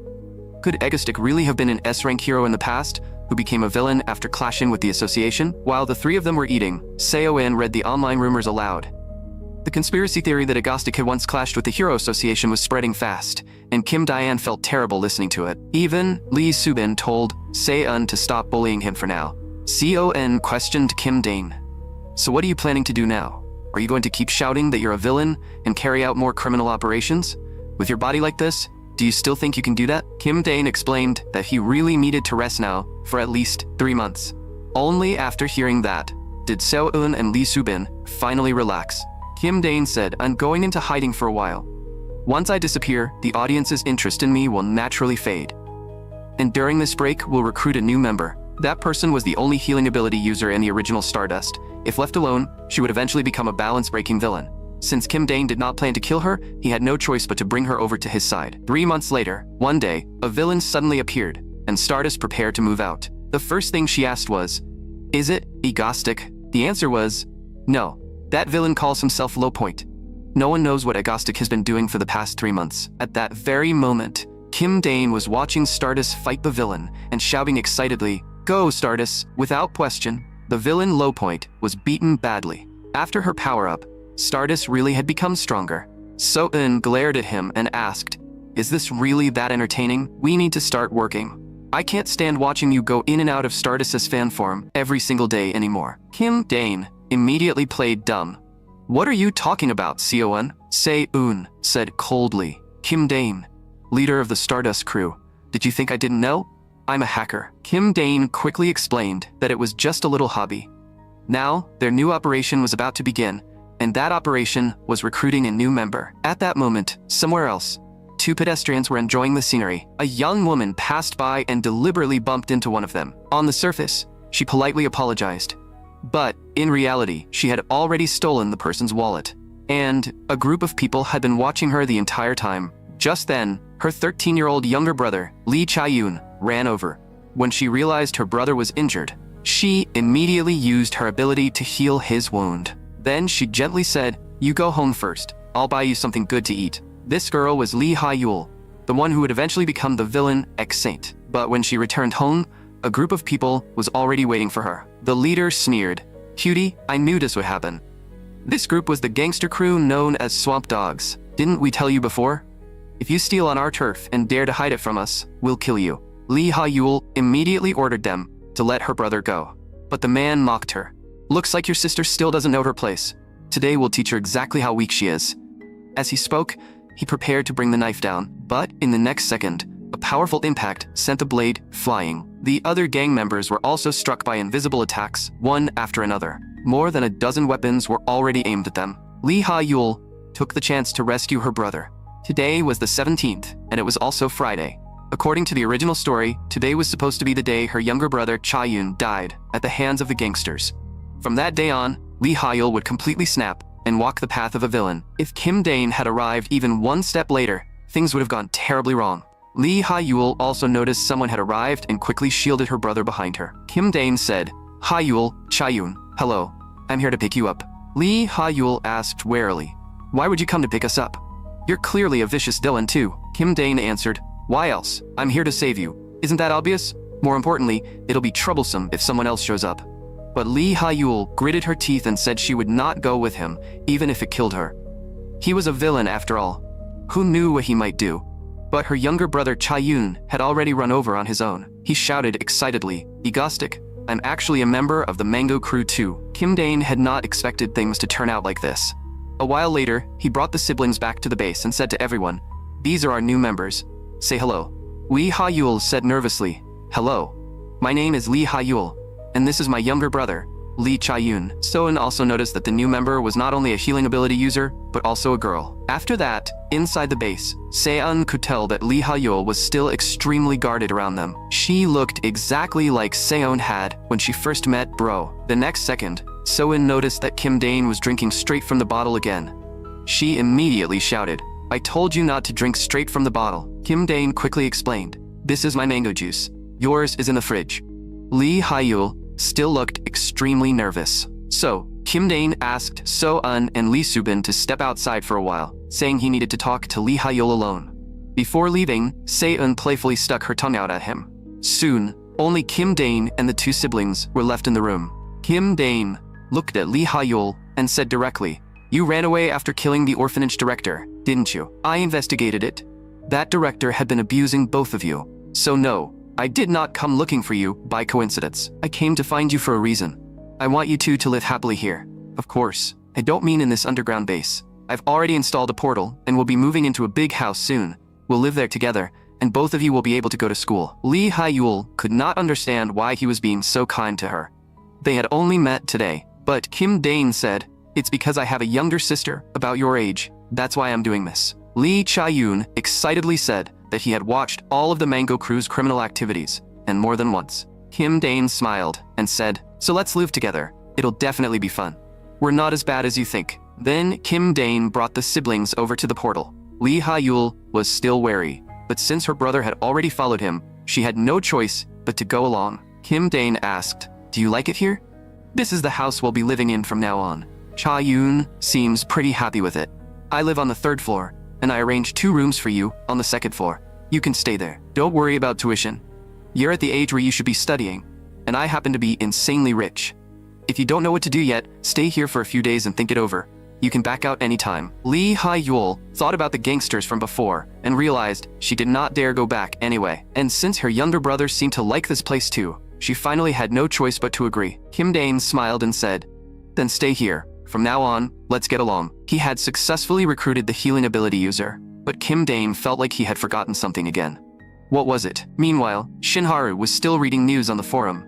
Was Egostic really dead? This was getting ridiculous. It had been almost 4 months. Hurry up and come back. Where did he go? Why was he not showing up? Did he really retire? Shinharu also wanted to know where Egostic was and what he was doing. At the same time, somewhere else, someone said quietly, "When Dr. Kim Sun-woo gets out of prison, we must make sure he sees this project completed with his own eyes. When that time comes, all of Korea will kneel beneath Hanun Group's feet. No one can stop us anymore." A group of mad scientists burst into wild laughter. Meanwhile, on the other side, Lee Ha-yul and Lee Soo-bin were cooking in the kitchen. Lee Ha-yul also knew that Lee Soo-bin was the criminal who had once been kidnapped by Egostic.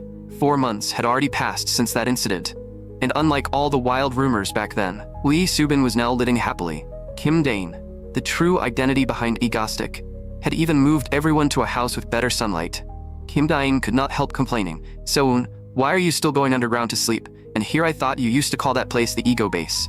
Lee Ha-yul also knew very well that if Kim Dane ever came back injured one day, she would have to use her healing ability to help him. They were almost at the point where they needed to prepare for the black disaster created by Hanun Group. The time was nearly here. Just then, Seo-in rushed in. "Mango Stick, so you were hiding here. Let's start doing some criminal activities already. I'm dying of boredom." Kim Dane also knew that the time had come, so he gathered everyone together. Lee Ha-yul asked in confusion, "Why do we have to do criminal activities?" That question instantly stumped all 3 of them. Since she was asking why they had to commit crimes, technically, they really should give her a proper answer. Seo-in urged him, "Old man, hurry up and get to the point." Kim Dane froze on the spot.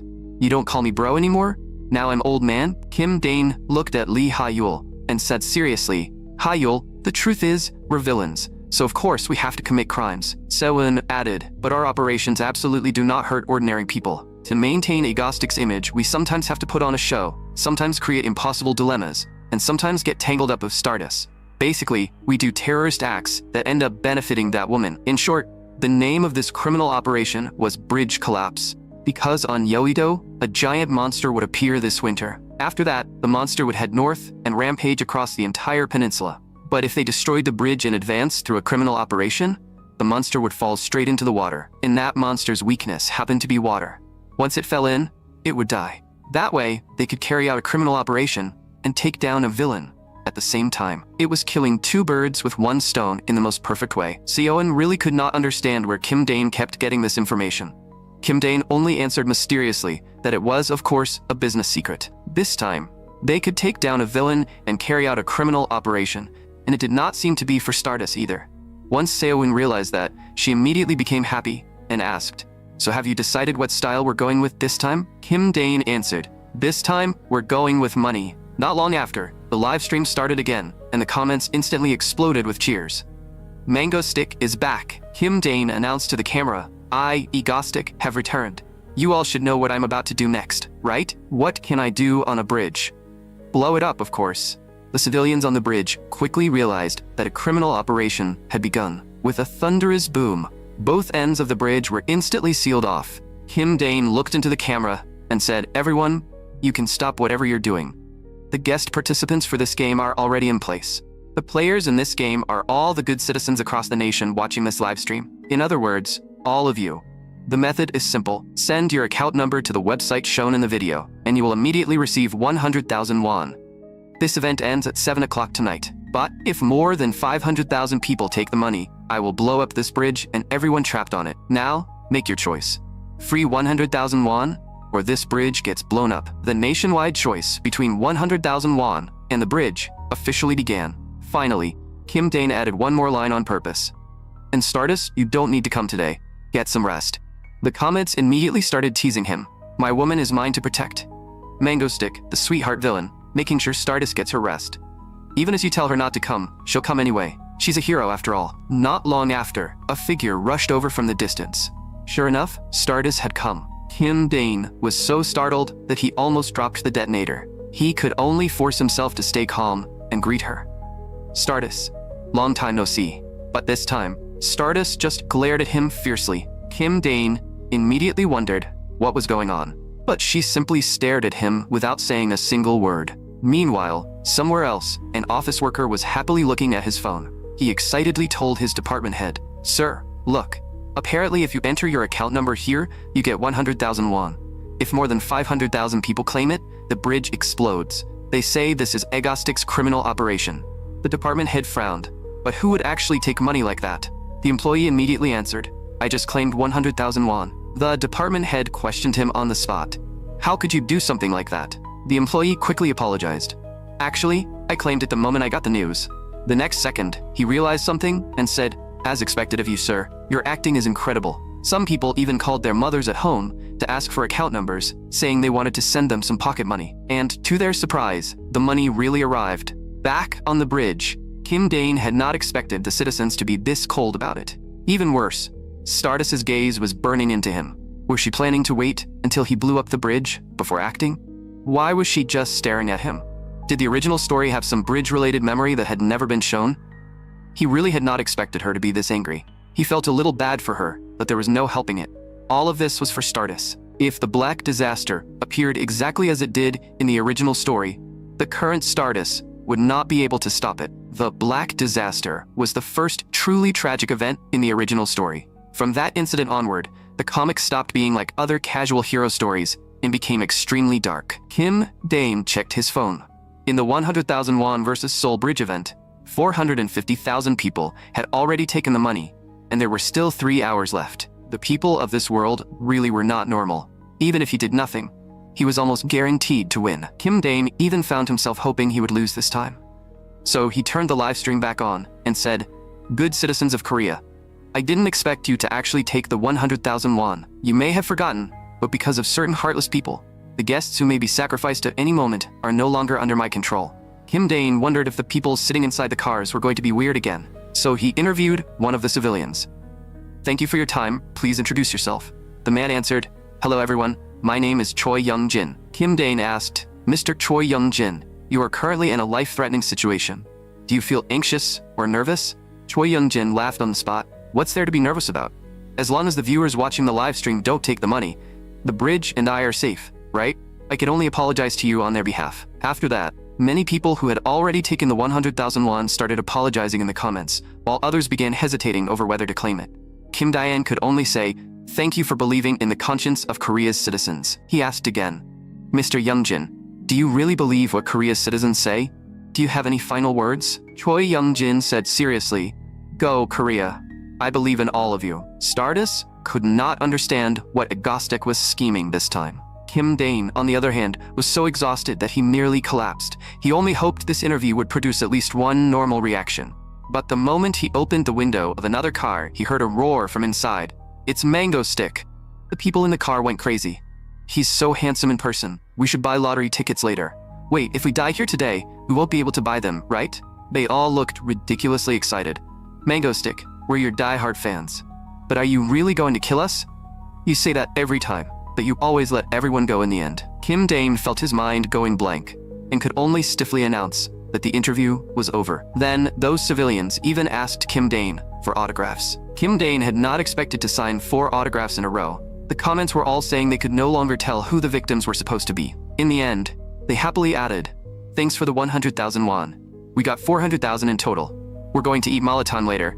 If we die here today, we won't be able to eat it, right?" Kim Dae-in silently swore that he would never interview civilians again. This criminal operation was completely ruined. Kim Dae-in said quietly, "Soen, you can start the live stream. Everyone, the 7 o'clock deadline we agreed on has arrived. The nationwide participation crime event, 100,000 won versus the bridge.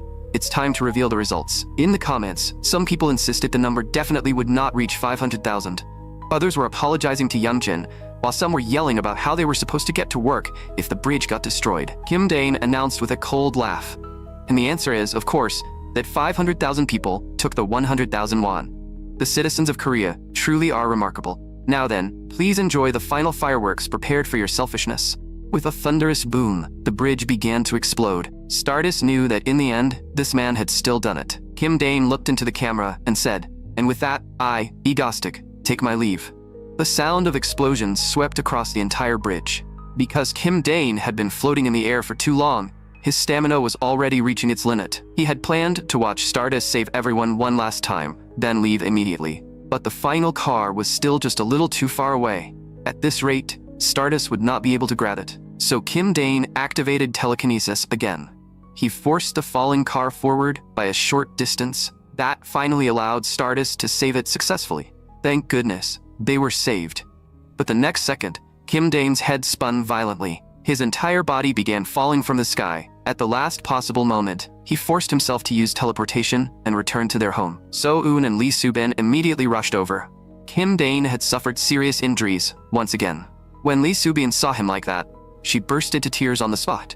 This injury was severe too, and with Lee Ha-yeol still outside, they had no idea what to do right away. On the other side, Stardust was still thinking about Agostic. She began analyzing every criminal operation he had carried out so far. He had even warned her not to show her real face in front of others. If he had not encouraged her back then, she never would have stepped forward. But whenever she heard his voice, it felt as if strength filled her again. He seemed to understand everything about her. "You can definitely do it, so stand up and save them." He was clearly the one committing crimes, yet he had disappeared for a long time. She had so many things she wanted to ask him. "Are you really a villain?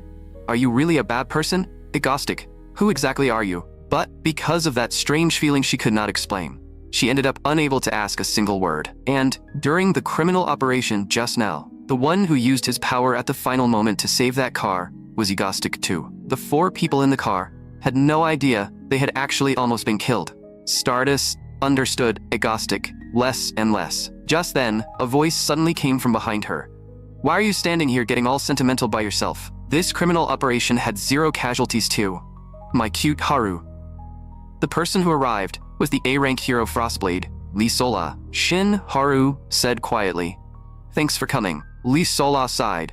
Being able to enjoy a normal, peaceful day like this really is nice. Then she asked Shin Haru, "You're already off work, so why are you still working? Is this because of Agostic again? Stop thinking so much for now. You have no idea how happy the president actually is about the lower crime rate, even if he doesn't say it out loud." After watching this criminal operation, Shin Haru shared her thoughts. She felt that Egostic might not be simply tormenting her. He might not even be a bad person. Meanwhile, on the other side, Kim Dane was still lying inside the recovery chamber, and Lee Ha-yul came to see him. She was wondering whether helping this man was really the right choice. He did look like a good person.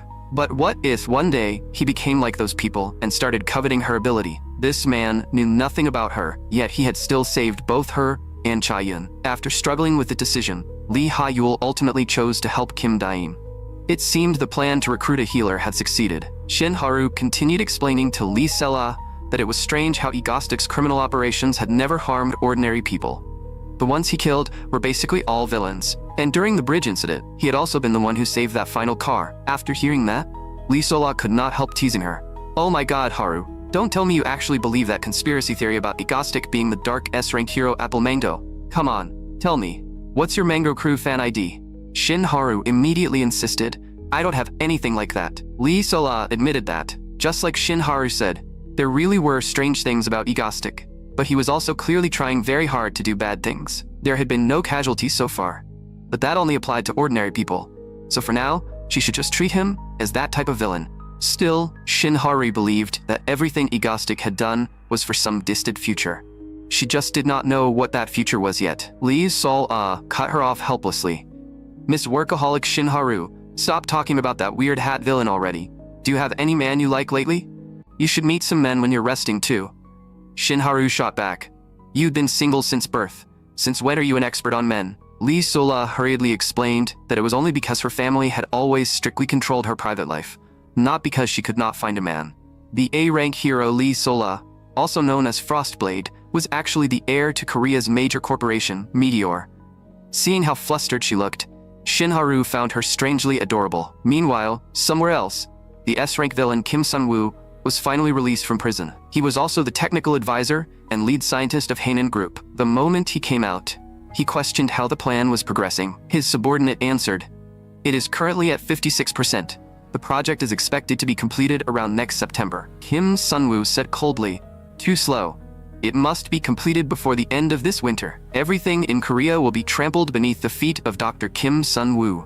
At the same time, the news reported that Dr. Kim Sun-woo, who had been imprisoned on suspicion of concealing unethical experiments, was released at 7 o'clock today and had rejoined Haenan Group's front line. The player had entered the stage, and the plan was finally about to begin.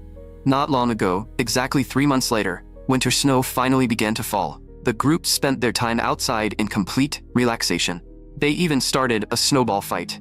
Kim Dane went as far as using telekinesis. So-in immediately cursed, "Mango Stick, you're playing dirty." But Kim Dane still wrapped her up inside a giant snowball. After that, the group prepared to go eat snacks. Just as Kim Dane was happily eating, Seo-in suddenly launched a sneak attack on him from the side. And just like that, 3 months passed. The group peacefully made it through the entire winter downtime. Kim Dane had considered carrying out another criminal operation during that time. But the current Stardust was already stronger than she had been at this point in the original story, so there was no need to keep pushing her growth for now. Another thing had changed as well. At some point, Ha-yul's expression had become much brighter. It meant she had finally opened her heart to everyone. As for the public's opinion of Egostic, that had changed too. Many people began blaming him for the collapse of the bridge. Because of that incident, Egostic's image finally fell completely into the gutter. The people who had taken the money also pushed all of their moral responsibility onto Egostic. They claimed that everything happened because Egostic had created those bizarre conditions, causing the criminal operation in the first place. He had incited everyone else, then called them accomplices. But Kim Dane did not care. After all, this was exactly the kind of villain he had wanted to become. For now, all he had to do was wait for the black disaster to arrive. And those happy days continued. Every single day felt peaceful and joyful. Not long after, somewhere else, a massive explosion suddenly erupted. Dr. Kim Sun-woo could not believe this had happened. Where exactly had things gone wrong? But right now, the most urgent thing was to escape. The problem was that he could not bring himself to abandon the research he had devoted his entire life to. The Behemoth was supposed to be only a sample test subject. How did it develop self-awareness? Meanwhile, the Hero Association also received an emergency report. Stardust immediately rushed over. A terrifying monster had appeared out of nowhere, putting civilians in danger. And that monster was charging straight toward the city. Stardust prepared to deploy immediately, but the president told her to calm down. How is she supposed to handle a monster that huge by herself? Stardust replied, Even if there's no way, I still have to find one. President, you can just sit there and eat popcorn while watching. But to everyone's surprise, the very next second, something went wrong with the monster on its own. With one huge leap, it jumped straight into the sea and died on the spot. For a moment, neither of them could process what had just happened. The president could only tell Stardust to submit a report tomorrow. And at that moment, Kim Dane was eating popcorn while watching the whole show. Poor Shinharu was still stuck writing the report. That night, Kim Dane started browsing the forum. Everyone was discussing the same question. Was Agostic really still a villain? The life form known as the Black Disaster already seemed to possess a certain level of intelligence. If it gained full intelligence, it might even evolve in another direction. If that happened, even 2 or 3 S-rank heroes together could end up fighting it for an entire day. And even then, their odds of winning would not be high. If the Black Disaster fully gained intelligence during that time and learned to avoid its weakness, water, then every hero in Korea could end up dead. Beneath the post, over 1,000 people were already praising Mango Stick. Shinharu finally understood. So that was it. If Agostic had not destroyed the bridge in advance, Korea really might not have had anyone capable of stopping that monster. But no matter what, he was still a villain. The next day, the news reported that, according to the investigation, the experiment conducted by Hanwha Group, one of the country's leading corporations, had caused the Black Disaster incident. The revelation sent shockwaves across the nation. Hanwha Group went bankrupt overnight, and now not a single person in charge could be found. The chairman of Hanwha Group, Dr. Kim Sun-woo, the chief director of the Black Disaster experiment, and the related researchers had all mysteriously disappeared. Kim Dane and the others were watching the news as well. Lee Ha-yul said coldly that those people deserved it. Seon went even further, saying they should kill every last one of the people who escaped, dig up their graves, whip their corpses, and wipe out 3 generations of their families. But Kim Dane told them that before long, those people would crawl back out on their own. More importantly, he told everyone to come over after dinner. So-eun immediately guessed that he was planning something again. Then, Kim Dane took out a map. This was the underground laboratory of Hanwha Group, and inside it, there was something extremely powerful. Behemoth was the ultimate weapon born from Hanwha Group's illegal experiments to create a monster army. It could block Shadow Walker's ability, and even withstand a nuclear blast. It was a life form made from a miraculous substance, and the Black Disaster's body had been created using Behemoth's model. If it were completed successfully, its power would be terrifying beyond imagination. After hearing that, everyone's expressions turned strange. Se-eun could not help complaining. So this time it's another superpowered monster army. Is it time for you to destroy your body again? Have you been living too comfortably lately? Lee Subin joined in. 2 more holes in your stomach would probably look pretty cool. Seoin added, want a couple of holes in more ears too, while we're at it? The next second, Seoin and Lee Subin charged straight at Kim Dane. Kim Dane quickly explained that in the original story, the Hero Association had not taken any follow-up action, so it should probably be fine. Meanwhile, the Korean Hero Association also discovered multiple biological reactions inside Hanwha Group's underground laboratory. It seemed the monsters Hanwha Group had been researching were still alive. Shadow Walker had tried to approach the lab last night, but he had been blocked by wavelengths released from some kind of black substance. His shadows could not get close, so the association could not provide effective support for now. The president asked, "Are you still going, Stardust?" Stardust still chose to go. The operation to explore Hanwha Group's underground laboratory officially began. Outside, Kim Dane was also ready to move. This was an unplanned exploration, so of course, he was a little nervous. So, said to the earpiece, "If you're scared, you can still come back now." Kim Dane immediately acted tough. A real man would never be afraid of monsters. But in the end, Seoin and Lee Subin still seriously reminded him to be careful. As usual, Kim Dane started a live stream. This is the underground facility of Hanwha Group, the place that created that terrifying disaster. What exactly did they do here? Since everyone is dying to know, let's go in and find out together. At that moment, the association had already lost contact with Stardust, and then they discovered that Agostic had gone in too. The president roared on the spot. Who does this guy think he is? Why did he go in too? Then, he immediately ordered his aide, go get popcorn, half caramel, half salted. The underground laboratory was pitch black. Kim Dane spoke to the camera. What exactly did those gloomy bastards do down here? The viewers watching the live stream were also pulled into the atmosphere, saying the place was seriously terrifying and that even the air felt wrong. Kim Dane forced himself to stay calm. I'm the man who makes all of Korea tremble. How could I possibly be scared? But the next second, a sudden noise startled him so badly that he immediately activated telekinesis. When he looked closely, he realized it was only a small cat. The cat even looked harmless. But the problem was, why would there be a cat in a place like this? Things were getting stranger and stranger. The next second, the cat suddenly transformed into a monster. And it was a monster with countless arms. Stardust, who was elsewhere in the facility, also heard the gunfire. Kim Dane could not help regretting it. He should have listened to Seoun and stayed out. Training his telekinesis at home would have been much better. But with the monster already charging toward him, regret was useless now. In that case, no matter what, he had to take Behemoth out of this place. So Kim Dane immediately used telekinesis to control his weapons and opened fire on the monster. After a cloud of smoke cleared, the monster had vanished. Kim Dane had no idea how deep this place went. In the chaos just now, he had even lost his camera and weapons. To make things worse, the signal here was terrible. He could not even contact Seoun. At this point, Kim Dane was genuinely starting to get scared. Just then, with a thunderous boom, someone smashed straight through the wall. That familiar feeling made Kim Dane realize it right away. Could it be Stardust? And Stardust also discovered Egostic at the same time. The two of them immediately took fighting stances and questioned each other at the same time. "Why are you here?" Stardust said coldly. "I'm a hero. Isn't it normal for me to come handle something like this?" Kim Dane thought about it and realized she had a point. There was nothing wrong with that answer. But for Stardust, this was an unexpected game. Kim Dane had not even processed the situation yet before he found himself distracted by Stardust's smile. Stardust said, "If you let me capture you quietly, I won't make it hurt too much." At the critical moment, Kim Dane still managed to dodge her attack with teleportation. He quickly shouted, "Wait, stop for a second. I know that in your eyes, I'm just a villain, but look around first. This place may be extremely dangerous. You still don't know what kind of place this is, do you?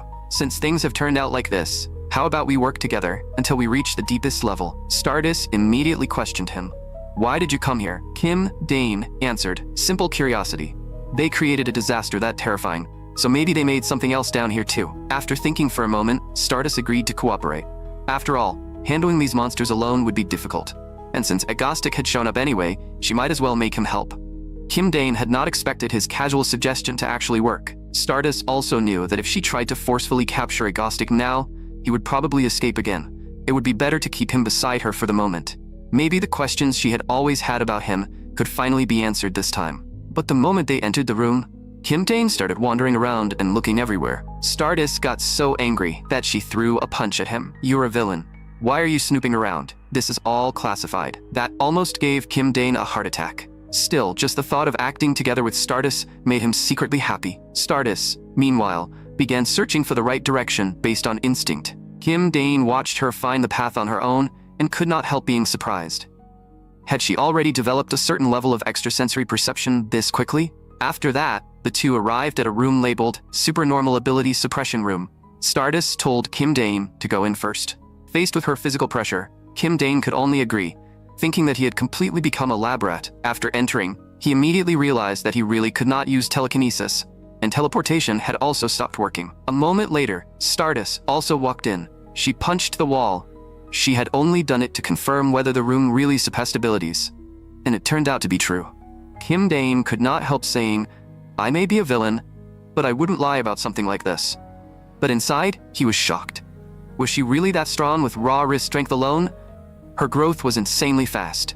Just then, an alarm suddenly rang out. The door they had entered through slammed shut. In that sealed room, only a villain and a hero who had both lost their powers remained. And on top of that, they were both adults. Stardust immediately started pounding the door with her fists. Kim Dane told her, "It's no use. Don't waste your strength. Look, there's a timer over there. This door will open automatically in 3 hours. No matter how much you hit it now, it won't work. So just wait until time's up." As he spoke, Kim Dane noticed that Stardust had injured her hand from punching the door so hard. He could not help saying, "Why are you so reckless? You can't use your ability right now, remember?" Hearing that, Stardust immediately looked at him with suspicion. Kim Dane sighed and held out his hand. "Give me your hand." After hesitating for a moment, Stardust finally gave him her hand and let him bandage it. She awkwardly said, "I'm not going to say thank you." Kim Dane could not help retorting, "That sounds exactly like saying thank you." But not long after that, she started punching the wall again. Kim Dane felt like there was no way to convince her to stop, so he could only say, "I'm going to lie down for a bit. There's nothing to do for the next 3 hours anyway." "Stardust, if you have nothing to do either, You should rest too. He said that. But how could Kim Dane actually sleep? In truth, he could not let his guard down for even a second, because right now, he was completely trapped. He had no powers, and he was facing Stardust, whose physical ability was far beyond that of an ordinary grown man. There was no way he could relax. After 2 hours passed, Kim Dane felt like the oxygen in the room was starting to thin. This was genuinely getting bad. Stardust also looked like she was having trouble breathing. Covering her face, she suddenly asked, during the bridge incident, "That car, was that you?" Kim Dane's heart sank. So she had noticed. Stardust asked again, "Were you the one who stopped that car?" Kim Dane pretended not to understand. "I'm just a villain who doesn't know how to stop. Since I've always been running forward." "I don't know what you mean," Stardust continued. "Then what about the plane? Why the plane?" Kim Dane panicked so badly that for a moment he had no idea how to explain. He could only say, "I told you before, didn't I? I'm the villain and you're the hero. Your existence is what makes me complete." That is the kind of relationship we have. Is it strange for a hero to save people? Not strange at all. After hearing that answer, Stardust did not respond right away. Kim Dane knew he had sounded a little exaggerated because he had panicked. But he could blame all of that on the lack of oxygen. Stardust asked again, "Then why did you destroy the bridge? Did you already know the monster would appear? Did you also know that the monster would head toward the bridge?" Kim Dane immediately shot back, "Stardust, why are you believing those ridiculous conspiracy theories online?" I was surprised too, that was only a coincidence. But Stardust's expression did not change at all. Kim Dane felt his nerves tighten. What did that look mean? Was she testing him? Had he missed something just now? The bridge, the plane, the black disaster. Stardust was not believing the conspiracy theory. What she truly suspected was that he might not be a simple villain. Through her encounters with him, she had started questioning all of his previous terrorist attacks. This was probably a hero's intuition. If he failed to explain this properly, he would only make things worse and deepen her suspicions. It looked like he had no choice but to tackle it head-on. Kim Dane suddenly burst into laughter. "That's right. I knew that monster would come. Everything was prepared in advance to deal with that monster." "So what?" Stardust immediately asked. "How did you know? Do you really have some kind of precognition?" Kim Dane answered. "The answer is hacking. Korea's entire network is in the palm of my hand. So is it really strange that I knew Hanan Group's secret information?" But Stardust still felt something was off and asked, "Then why do you protect ordinary people? Aren't you a villain?" Kim Dane sneered. "Because I don't want anyone stealing my spotlight. When a monster appears, I stop it. If ordinary people suffer too much, no one will care about me anymore. Everything I do is just to make sure people keep paying attention to me. If not for that, I wouldn't care whether ordinary people lived or died. What does that have to do with you? Do you understand now?" After hearing that answer, Stardust stood up. Then, she walked toward Kim Dane, and there was a strange expression on her face. Kim Dane thought something was about to happen, but Stardust only told him to move aside because the 3 hours were finally up. Once her powers returned, Stardust smashed the door open with a single punch. The two of them continued moving through the laboratory. On a machine nearby, there was a warning. Temporary designation, teleporter. Notes, target may escape using teleportation. Maintain A-rank protection at all times. Target likes attacking from behind. Beware of model mantis. Kim Dane finally realized that these people had even developed a teleportation-type ability user. Could this be Behemoth Prototype 0? This was the experimental chamber where the Black Disaster had once been kept. It must have broken out from here. This annoying underground laboratory exploration had pretty much reached its end. There was nothing else worth seeing. Stardust thought that if this was only a prototype, then the real body might still be hidden somewhere. Her intuition was so sharp that Kim Dane could only go along with it and say, "Then let's go check over there." But Stardust insisted on going the other way. Soon, the two arrived at their destination. Kim Dane recognized it at once. This was Behemoth. Right after that, Stardust walked over to the side and began checking the related documents. She left Kim Dane beside Behemoth just like that. They were only temporarily working together, and he had just desperately tried to prove he was a proper villain. But she was way too relaxed.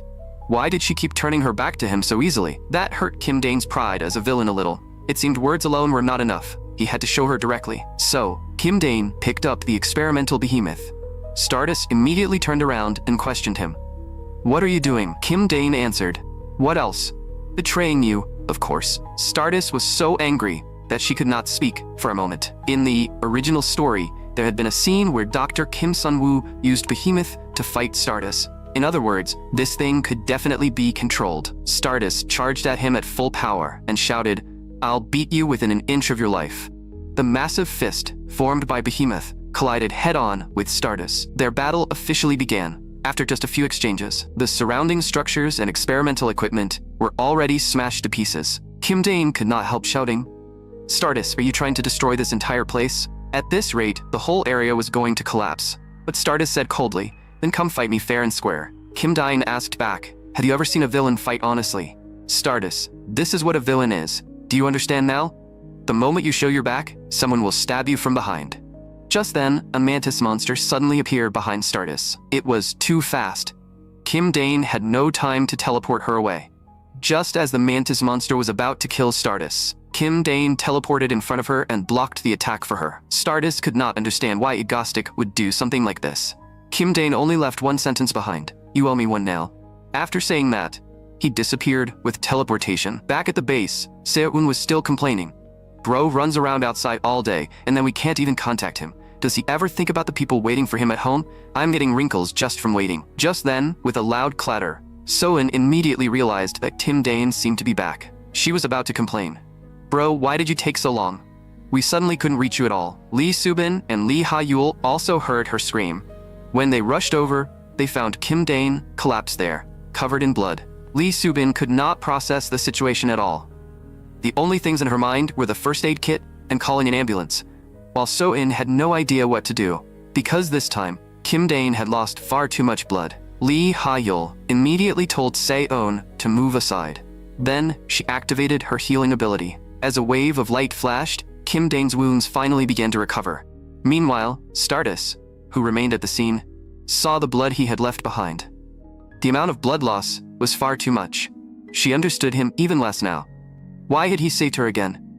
"Agostic, who exactly are you?" After Lee Ha-yul used her healing ability to save Kim Dane, Seo-eun and Lee Subin immediately handcuffed him. They were afraid he would keep causing trouble. Kim Dane felt like even his last bit of dignity was gone. Then, Lee Ha-yul and her younger brother prepared to leave for school. Before leaving, she apologized to Kim Dane for hiding her healing ability all this time. Kim Dane did not mind at all. Instead, he thanked her for saving him. He smiled and said, "Have a great first day of high school." After they left, Seo-eun immediately warned Kim Dane, "Bro, if you dare say you're going out, I'll never forgive you." Then she looked at the round object nearby and asked in confusion, "What is this thing you brought back? It's kind of heavy." Kim Dane casually said, "Seo-eun, that's a stress relief stone. It's for relaxing, so give it to me." Seo-eun immediately retorted, "How is something this round supposed to relieve stress?" Kim Dane raised his hand and pulled the sphere over, then whispered, "Behemoth, wake up." Seo-eun and Lee Subin were terrified when they saw that, because the handcuffs on Kim Dane's wrists were instantly broken apart. The next second, countless tentacles reached towards Seo-eun and Lee Subin. The tentacles tied them up and hung them in midair. Kim Dane asked if they knew what they had done wrong, and the two were so scared that they immediately swore they would never do it again. Meanwhile, Shin Haru was tossing and turning on the other side, unable to fall asleep, because Agostic's figure kept appearing in her mind. Agostic should be fine, right? That state continued for an entire month, and even then, she remained the same. Kim Chae-hyun could not help asking her, "Haru, why have you been spacing out so much lately? Is something bothering you?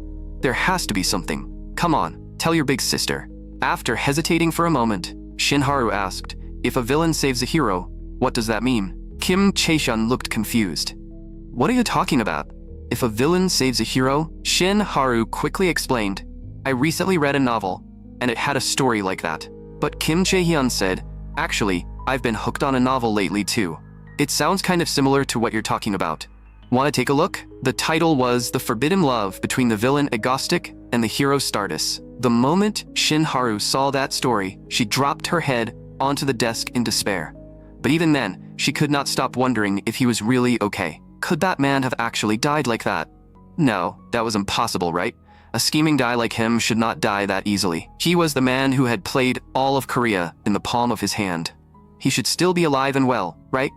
Then when would his next criminal operation happen? At that moment, Kim Dane had also finally made a decision. For now, he would stop personally carrying out criminal operations, because he wanted to rest for a while. Seo-eun thought he might as well stop forever.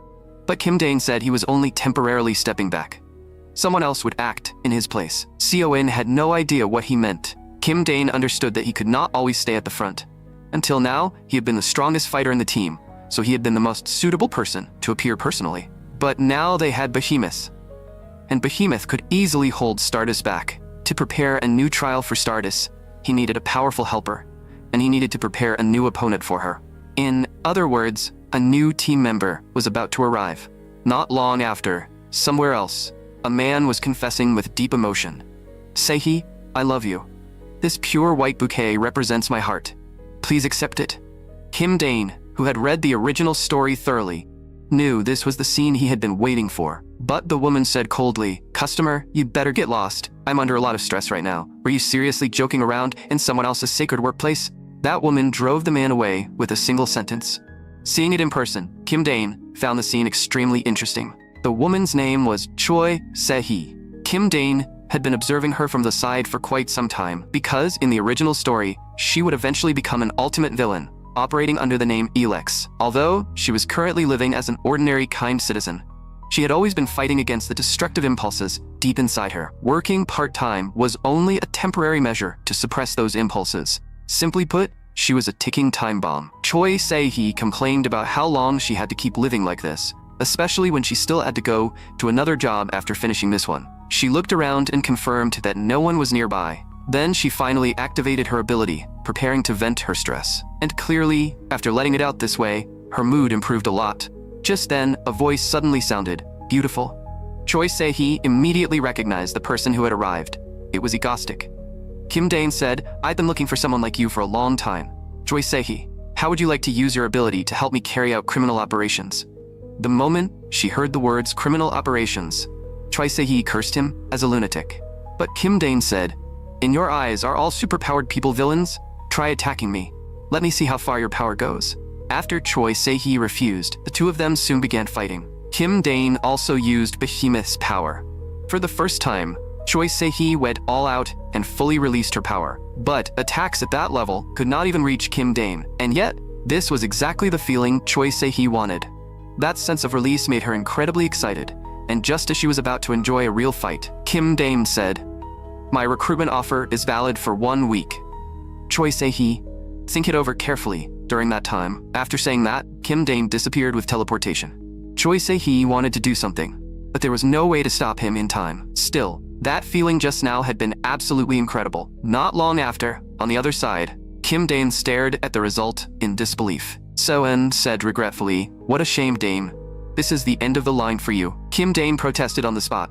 "Han Se-eun, how could you do this? I worked so hard to raise you." Se-eun burst into laughter. "Goodbye, bro." Lee Subin could not help speaking up. "Please let him off just this once. Bro is about to go bankrupt." But Se-eun showed no mercy. "Stop talking and go wash the dishes. The dishes for a family of 5, 3 days worth, are waiting right there." Kim Dane could only sigh. He had really raised a little tiger. Se-eun then asked, "Bro, aren't you supposed to be recruiting a new member? It's already been 3 days. Is it really okay for you to keep playing around like this?" Kim Dane answered calmly. By now, she should have taken the bait. At that moment, Choi Se-hee was completely exhausted. Even the manager nearby noticed something was wrong and told her to go outside and rest for a while. So Choi Se-hee went outside and started checking her phone. Since everyone kept shouting mango, she became curious about what kind of person that was. The news headline clearly read, "Korea's most influential villain, ranked number 1, Egostic." Egostic, the only villain with his own fan club. He was even more popular than most heroes. Only then did Choi Se-hee realize that the man was actually a major figure. Apparently, Egostic's criminal operations were not truly criminal in the usual sense. Aside from property damage, every incident had ended with 0 casualties. Choi Se-hee thought maybe she really could give it a try. Choi Se-hee was an electric ability user. Surprisingly, before meeting Egostic, she had never once fully used her ability. Because her parents hated superpowered people, they had always strictly controlled her power. She was like an overcharged battery, unable to release the excess electricity inside her. The pressure continued to build, and over time, Choi Se-hee's destructive instinct turned into a strange obsession. That was why Kim Dane had given her a recruitment offer with a 1-week deadline. He wanted her to think it through properly during that time. And so, the days passed one by one. Every day, Choi Se-hee endured it. Every day, she suppressed her ability. A week passed quickly.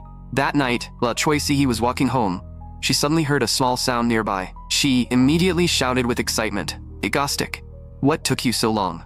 But when she turned around, she realized it was only a cat. In the end, she had gotten excited for nothing. Just then, the real voice came from behind her. So, Choi Se-hee, have you considered my previous offer? Choi Se-hee answered immediately. I'm willing. I'm very willing. No matter what you ask me to do, I'll do it. Criminal operations, anything. I'll do it all. Please just hurry up and let me destroy something. Kim Dane immediately activated teleportation.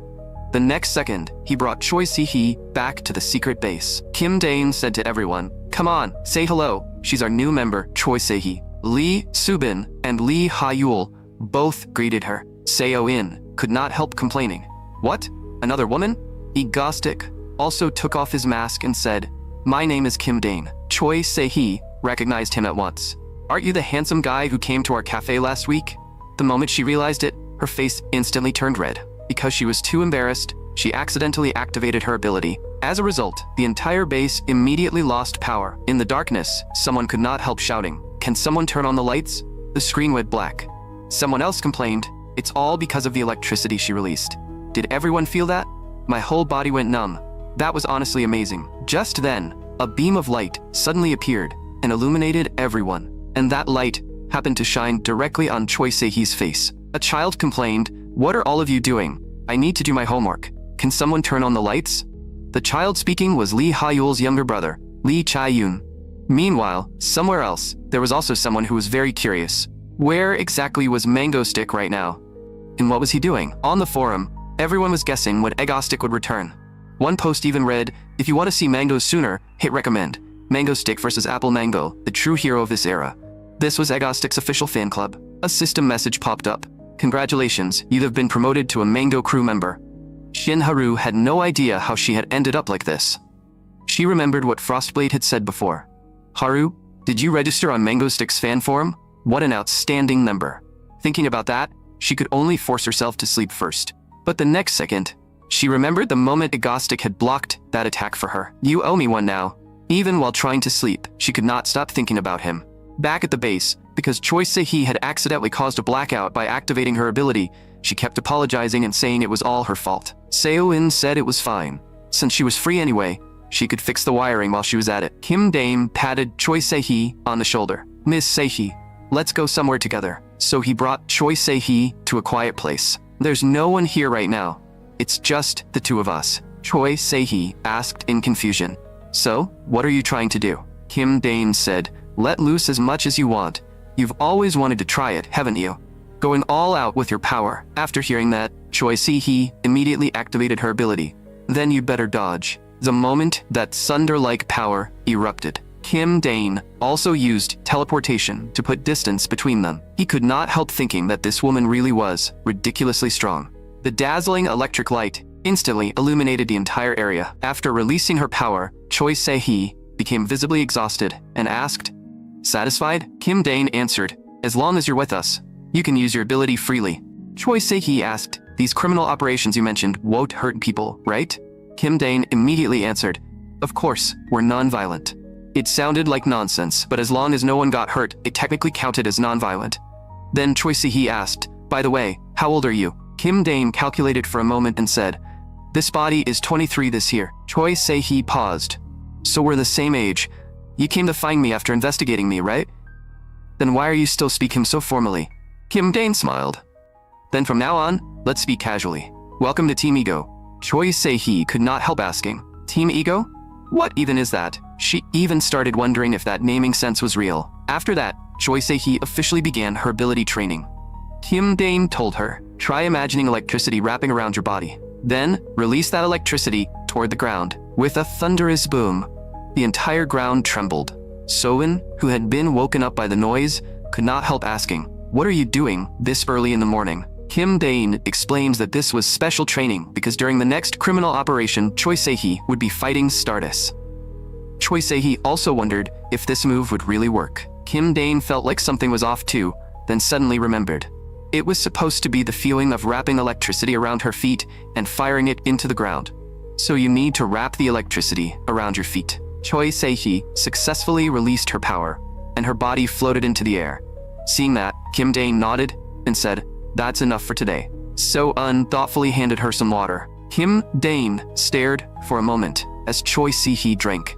But Choi Se-hee noticed it right away. She immediately snapped. "What are you looking at? I'm covered in sweat. Go take a shower." Then she angrily threw the bottle at him.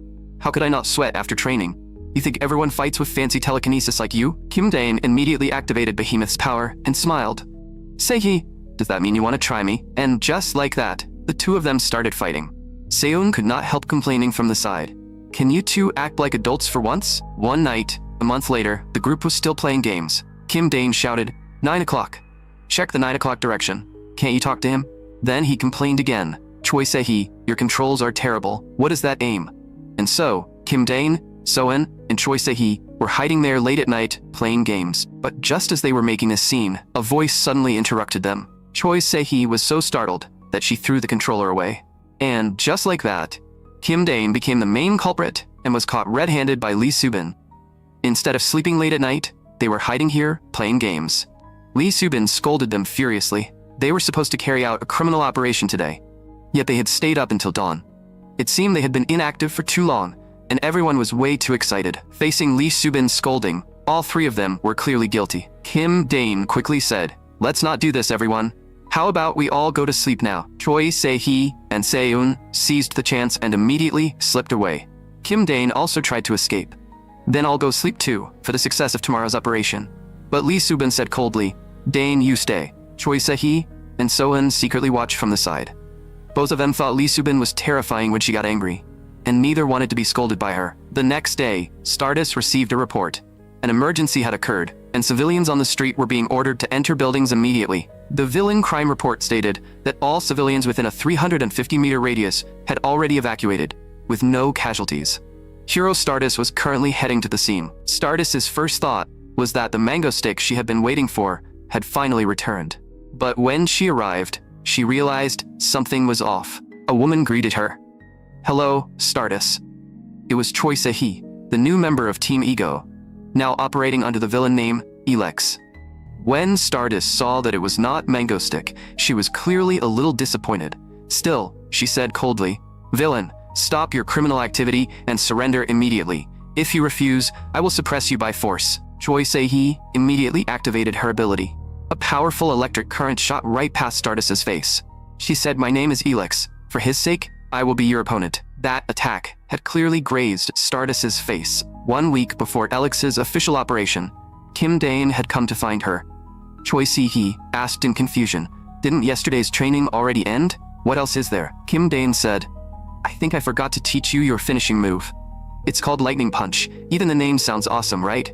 Want to know how it works?" Choi Se-hee could not help saying that his naming sense was hopeless. But Kim Dane thought to himself that this was the name she had given it herself in the original story. He explained, "This skill isn't about simply firing electricity. You need to imagine wrapping electricity around your hand, then clenching your fist and punching it out. After that, you take it one step further and charge the electricity to its limit. Finally, you concentrate all that power into your fist." Of course, Choi Se-hee was already doing exactly that. She threw a punch, and the air immediately crackled with electricity. A deep, flame-scorched trench was carved into the ground. Kim Dane said with satisfaction, "How about that? This is Lightning Punch. Pretty strong, right?" There's still 1 week until the official operation, so focus on practicing this. Choi Se-hee asked, "You want me to use that on Stardust? Why are you doing that to her? That's harsh." Kim Dane said seriously, "Because I'm a villain with a tragic backstory." Choi Se-hee could not help retorting, "What are you even talking about? You sound like an idiot." Then came the day of the official criminal operation. Elex sneered, "Is this all an A-rank hero can do these days?" Choi Se-hee's attacks forced Stardust to keep dodging, and the two could not properly clash head-on. Meanwhile, someone was watching their battle from a distance. Kim Dane was watching from the safest front row spot, like he had a VIP seat, and he even had popcorn. It was a free performance stage just for him. The electric current was extremely painful for Stardust. But if she wanted to get close to Elex, she had no choice but to endure it. Choi Se-hee also realized what Stardust was trying to do. She was forcing her way through the electric barrier, so Se-hee immediately increased the output of her super electricity. The surrounding buildings were overloaded by the current and began exploding one after another. For a moment, Choi Se-hee thought this hero might be easier to handle than she had expected. But in the next second, Stardust not only withstood the attack, she even forcibly dispersed the electric current. That sight completely shocked Choi Se-hee. She hurriedly controlled the electricity to create distance, wondering if this person was basically a monster. Had Egostick really been dealing with someone like this the entire time? Stardust was slowly beginning to adapt to Elex's attacks, and that was exactly why Kim Dane had worked so hard to strengthen Se-hee. His goal was to improve Stardust's durability. Compared with the brutal experiences she went through in the original story, this trial might not even be worth mentioning. Choi Se-hee continued trying to attack with electricity, but the effects were already getting weaker. Stardust said coldly, "Your name is Elex, right? It's not too late to surrender. If you do, I can arrest you without hurting you." Choi Se-hee shouted, "Get lost. You asked for this." The next second, Stardust shot forward like a streak of light. Choi Se-hee also gathered the last of her strength. Their fists collided head-on. With a thunderous boom, shattered stones and the shockwaves from both powers exploded in every direction. Kim Dane also used teleportation at that moment. He appeared behind the battlefield. Then, he opened the projector to check how the fight was going. The camera footage was still very clear. Stardust was almost completely unharmed, and a deep groove had been carved into the ground. Choi Se-hee, on the other hand, had injured her arm in that last clash. Stardust immediately asked, "The him you mentioned just now, who were you talking about? Is someone behind you?" Choi Se-hee sneered. "Do you think I'll tell you?" But Stardust replied calmly, "That's fine. I can take my time listening later." Just then, a flash of light appeared, and Choi Se-hee vanished from the spot. The moment Stardust saw that familiar teleportation, she immediately guessed who had arrived. The next second, that familiar voice rang out. "Hello, Stardust. Of course it's me. I am Egostick. It's been a long time." Kim Dane had even started the live stream. The comments instantly exploded, all chanting Egostick's name. Some viewers who had just joined were already asking who that cool-looking woman was. Then the comments immediately went off track. Egostick caught cheating live, and right in front of Stardust. After all, the moment the live stream started, everyone saw Egostick carrying an unknown woman bridal style. Stardust looked at him and could not help asking, "Egostick, you're alive?" Kim Dane had no idea why she was asking that, so he answered, "Of course. For you that should be bad news, right?" Stardust quietly said, "Is that so?" "Thank goodness." Kim Dane immediately seized the chance to tease her. "Did you just say thank goodness? Wow, I didn't expect Hero Stardust to worry about me. Should I report my safety to you in advance next time?" That sentence made Stardust's face turn red instantly. Choi Se-hee complained, "Why did you come so late?" Kim Dae-in answered, "Sorry, I watched until the very end before stepping in." Only then did Stardust realize that Egostick was still holding a woman in his arms. Kim Dane also finally noticed that the atmosphere felt wrong, because right now, Stardust looked terrifying, and she was walking toward him step by step. Choi Se-hee asked in a panic, "What's wrong with her? Why does she suddenly seem kind of off?" Kim Dane had no idea what was going on either. He could only assume that this was the anger of a hero. Right now, Stardust looked as if she wanted to tear both villains in front of her apart. After all, Kim Dane had suddenly appeared and saved Choi Se-hee. Stardust asked coldly, "Egostick, why are you here?" Kim Dane answered, "Me? I came to save my comrade." Stardust repeated quietly, "Comrade?" Kim Dane controlled the screen, projecting several silhouettes. "Here, let me introduce you to my comrades, Ego Stream. This is the villain alliance I personally created." When Stardust heard that, she was clearly shocked. Kim Dane continued, "I have several comrades around me who are just as strong as Elex here in my arms. And from now on, I won't be carrying out criminal operations alone anymore. So you better stay on your toes from now on, Stardust." Then, Kim Dane suddenly shouted, "Zap her, my electric beast, 100,000 volts." A bolt of lightning instantly shot towards Stardust. Choi Se-hee could not help complaining, "Didn't you tell me not to use that before?" Kim Dane simply smiled at Stardust. "Stardust, you're still far from catching me. Keep working hard." After saying that, the two of them vanished from the spot. Only the furious Stardust was left behind, shouting, "Stop right there." She slammed her fist into the ground in anger. For some reason, a strong feeling of irritation welled up inside her. Whenever she thought about how Elex and Egostick were acting so lovey-dovey just now, her mind could not stop imagining all kinds of strange conversations between them. Stardust gritted her teeth and thought that the next time they met, she was definitely going to take him down. Meanwhile, Kim Dane had arrived somewhere else. He struck the ground with his fist. Then, with another teleportation, he arrived underground. After checking his surroundings, he confirmed that he had come to the right place, the 30th floor of the Endless Staircase. A false wall on the right, the classical corridor, and candles burning with green flames. And there stood a massive obsidian door. A voice came from inside. "Hello. This is our first time meeting. What brings you here?" The one speaking was the Vine Witch. Kim Dane said, "I came here to ask you to use sealing magic to seal 2 of my diaries. One is a diary that records detailed logs about this world, and the other records the future. Also, the box contains your payment for the sealing." The witch opened the box and looked inside. She praised the beautiful stones, agreed to his request, and asked how long the seal should last. Kim Dane answered, "Both of them, until the day I die." The witch let out a soft sigh. Then she began casting magic to seal the 2 books. Kim Dane quietly watched the scene unfold. The witch said, "From now on, no one except the owner can see what is written inside." Kim Dane thanked her. "Witch, thank you." Watching him walk away, the witch reminded him, "You are walking a very difficult path. Do your best." When Kim Dane heard that, he froze for a moment. Then he answered, "Someone has to walk it." But in his heart, he thought that the witch in the original story had never said anything this encouraging. After that, Kim Dane went alone to the rooftop of a building. There was only one reason he had decided to live in this world, and that reason was Stardust. Even more terrible things would happen in the future. So he shouted into the night sky, "Stardust, believe in me." Just then, So-eun called him. "Dinner is eel rice bowls. Why aren't you back yet? Everyone is waiting for you." Kim Dane smiled and answered, "I'm on my way. I'll be back in 3 seconds." And the story was already nearing the final part of its first act. Not long after, somewhere else, inside a control room, someone quietly said, "The time has finally come." With a thunderous boom, a cutting machine first emerged from the ground. And that machine kept growing larger. "Everyone, the time has finally arrived. It is time to destroy Korea." The next second, a giant robot began rampaging through the city. Not long before that, inside a classroom at a certain university, someone was watching a video of Egostic and could not help saying, "This Elex is seriously gorgeous. Do you think she's dating Egostic?" Shinharu, who was sitting behind them, happened to hear that. Another person immediately argued, "She's obviously his comrade. What are you even talking about? Didn't you see how close they looked in front of the camera? Who carries an ordinary female friend bridal style? Is this how chronically single people think? It's exactly because there's nothing between them that they can hug like that on camera. If he really liked her, he would never be able to do that." Now that you mention it, that actually makes sense. It doesn't just make sense. That has been Egostic's attitude from the very beginning.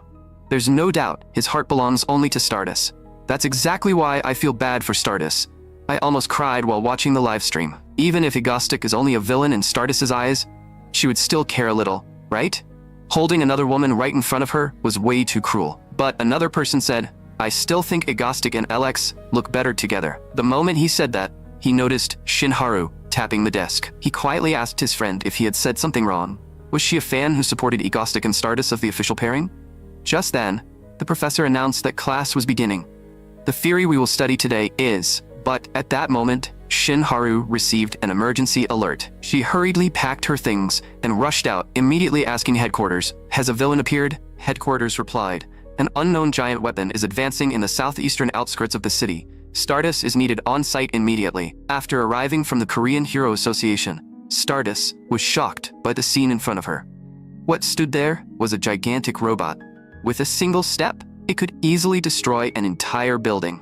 Just as a small car was about to be crushed, a streak of light flew beneath the robot's foot.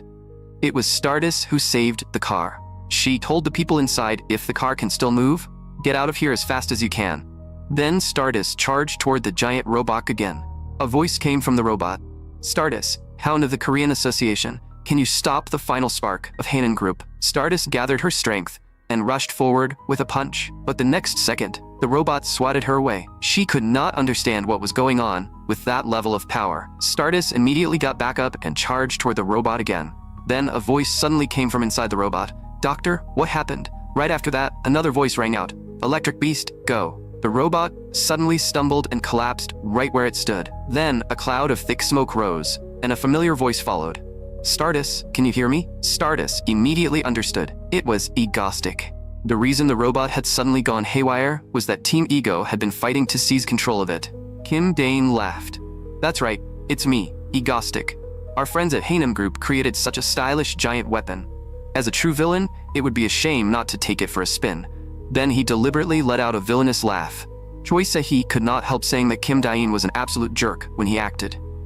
Soon calmly said she would get used to it soon. Kim Dame continued. Stardust, I want to use this stylish giant weapon to destroy the city. Can you stop me? When Stardust heard that, she actually became excited. Of course. I will definitely stop you, Agostic. Then, she turned into a streak of light and charged straight at the robot. Seowin told Kim Dane that the output adjustment was complete. Kim Dane gripped the control lever and thought to himself, Haru, today you're going to level up properly. The robot's arm suddenly began twisting into motion. Then it collided head-on with Stardust's fist. It was clear that for now, her strength could not quite keep up with the robot. Kim Dane immediately threw out a villainous taunt. Stardust, with that level of strength, you think you can stop the giant weapon octopus? Don't make me laugh. But while he was taunting her, he also told Seoyun to raise the output a little more and asked if they could settle this in one go. The robot, now at full firepower, began swinging its arms wildly at Stardust. Stardust immediately realized that she had to dodge these attacks with even more flexibility. She was not fast enough yet. She had to be faster, as fast as possible. Stardust pushed her speed to the limit, constantly evading the robot's attacks.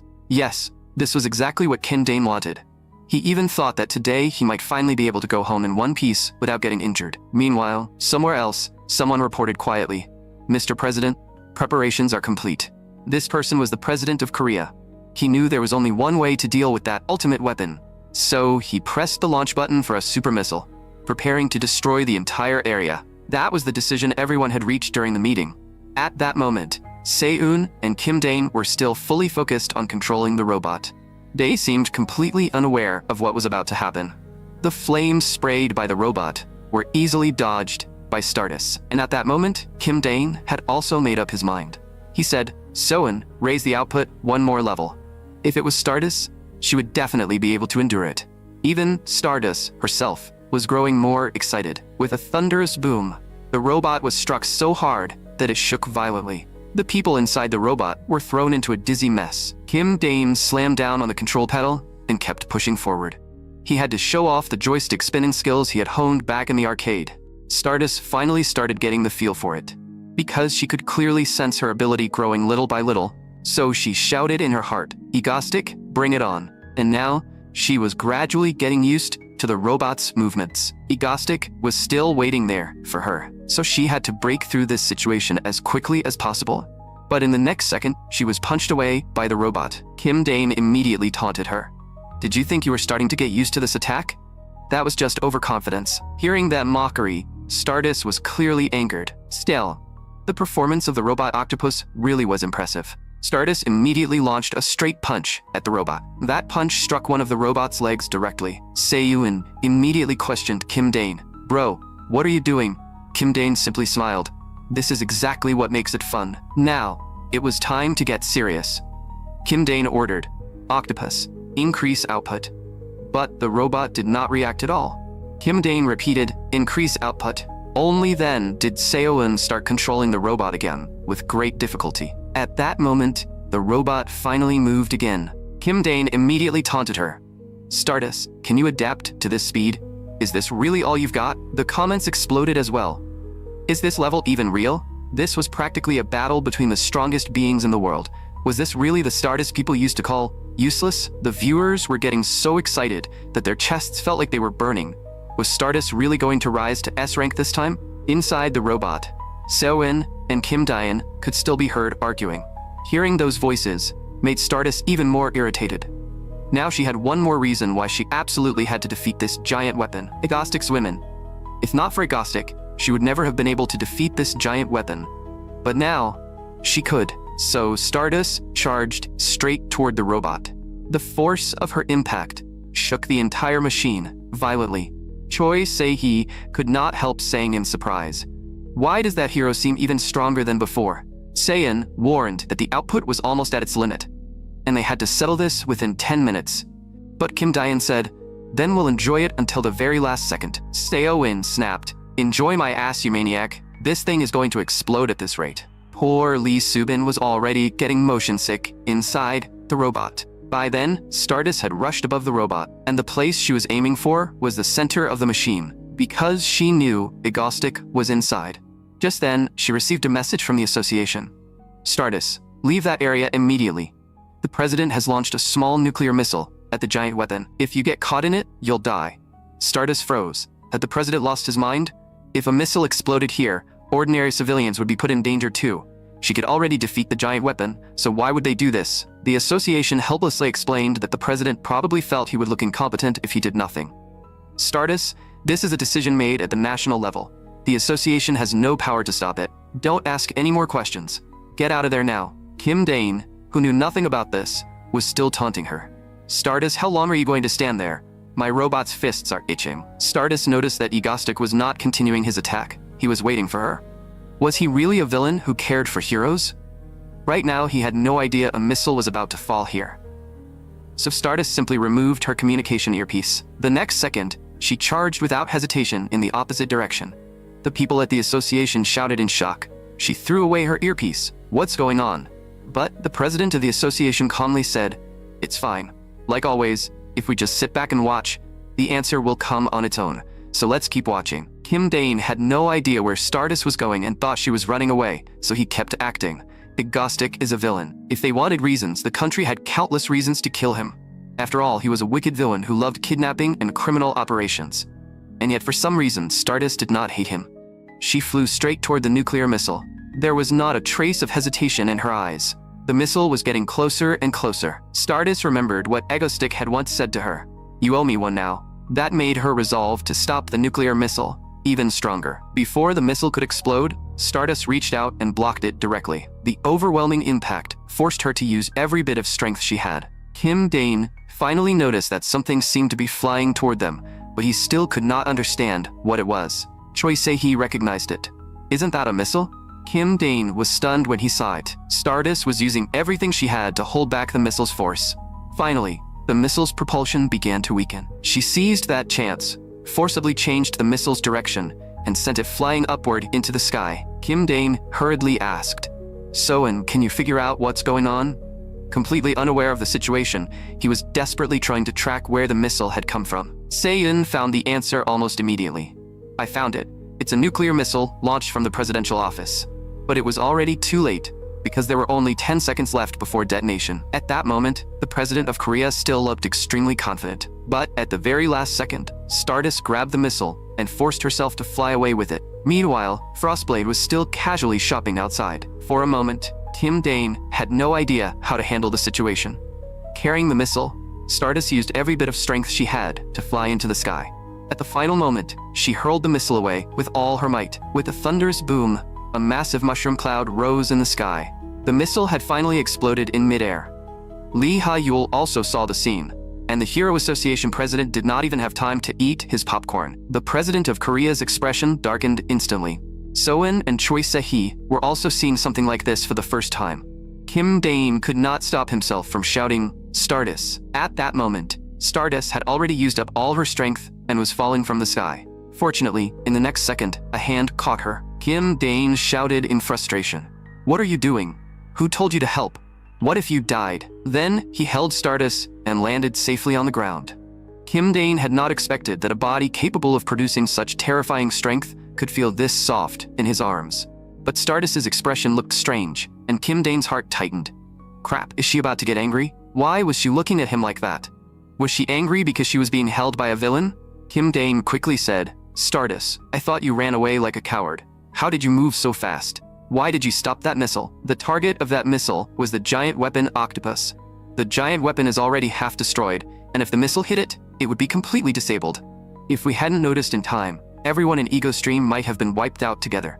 "So why did you stop the missile?" Stardust answered softly, "That's why. Let's just say I paid back the favor I owed you." After saying that, she closed her eyes. But what did that smile mean? Had Stardust realized it? Had she realized that he was not just a simple villain? Fortunately, her life was not in danger. That was thanks to how sturdy Stardust had always been. Just then, So-eun said through the earpiece, "Bro, the president personally launched that missile." Kim Dane realized that this world had now become completely unpredictable. If everyone saw Stardust blocking a missile for them, public opinion would probably start shipping him and Stardust even harder. He could not let that continue. So he immediately said, "Seon, start the live stream." Seon had been waiting for that order and instantly started the live stream. Kim Dayan looked into the camera and said, "Hello everyone, I'm Egostic." The comments exploded immediately. Everyone was asking what had happened after Stardust suddenly flew upward. and the livestream cut off. Kim Dane said, "Do you want to know where Stardust went? She is right here." When the viewers saw Stardust unconscious, they were instantly shocked. Some asked if Stardust had lost, while others cursed Egostic for going too far. Kim Dane said coldly, "Of course I didn't do this. This was done by the president, who wanted to kill me, a villain. He fired a nuclear missile into the city. The president of Korea used a nuclear weapon just to kill one villain." Public opinion online exploded instantly. Everyone was furious, saying the president had abandoned the ordinary citizens of the city just to kill Egostic. And Stardust, who had just woken up, sighed too.